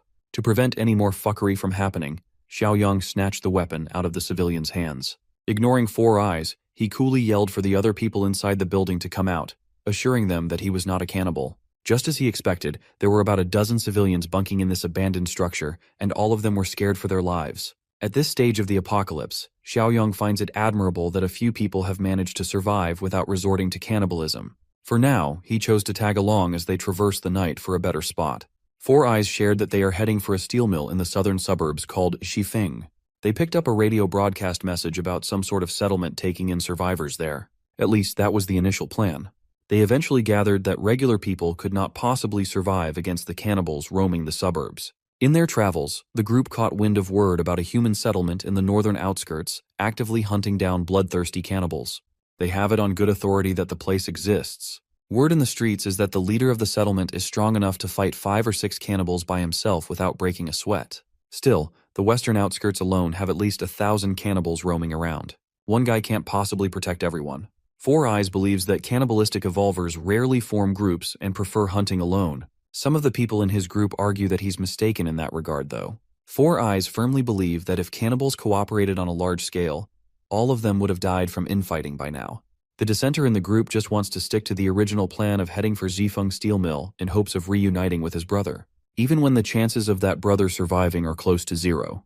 Those Zifeng people might even be cannibals themselves. Four Eyes was partially right in his assessment. The previous leaders of the steel mill were absolute bloodhounds, but the new chief was right in front of them. Xiaoyang casually explained how he killed the evolvers that used to run that place and changed the whole bloody system. As for the dissenter, he tearfully communed that his brother's name is Li Cheng, a former deputy officer in the southern suburbs. The same Li Cheng that's been folded into the chief's inner circle.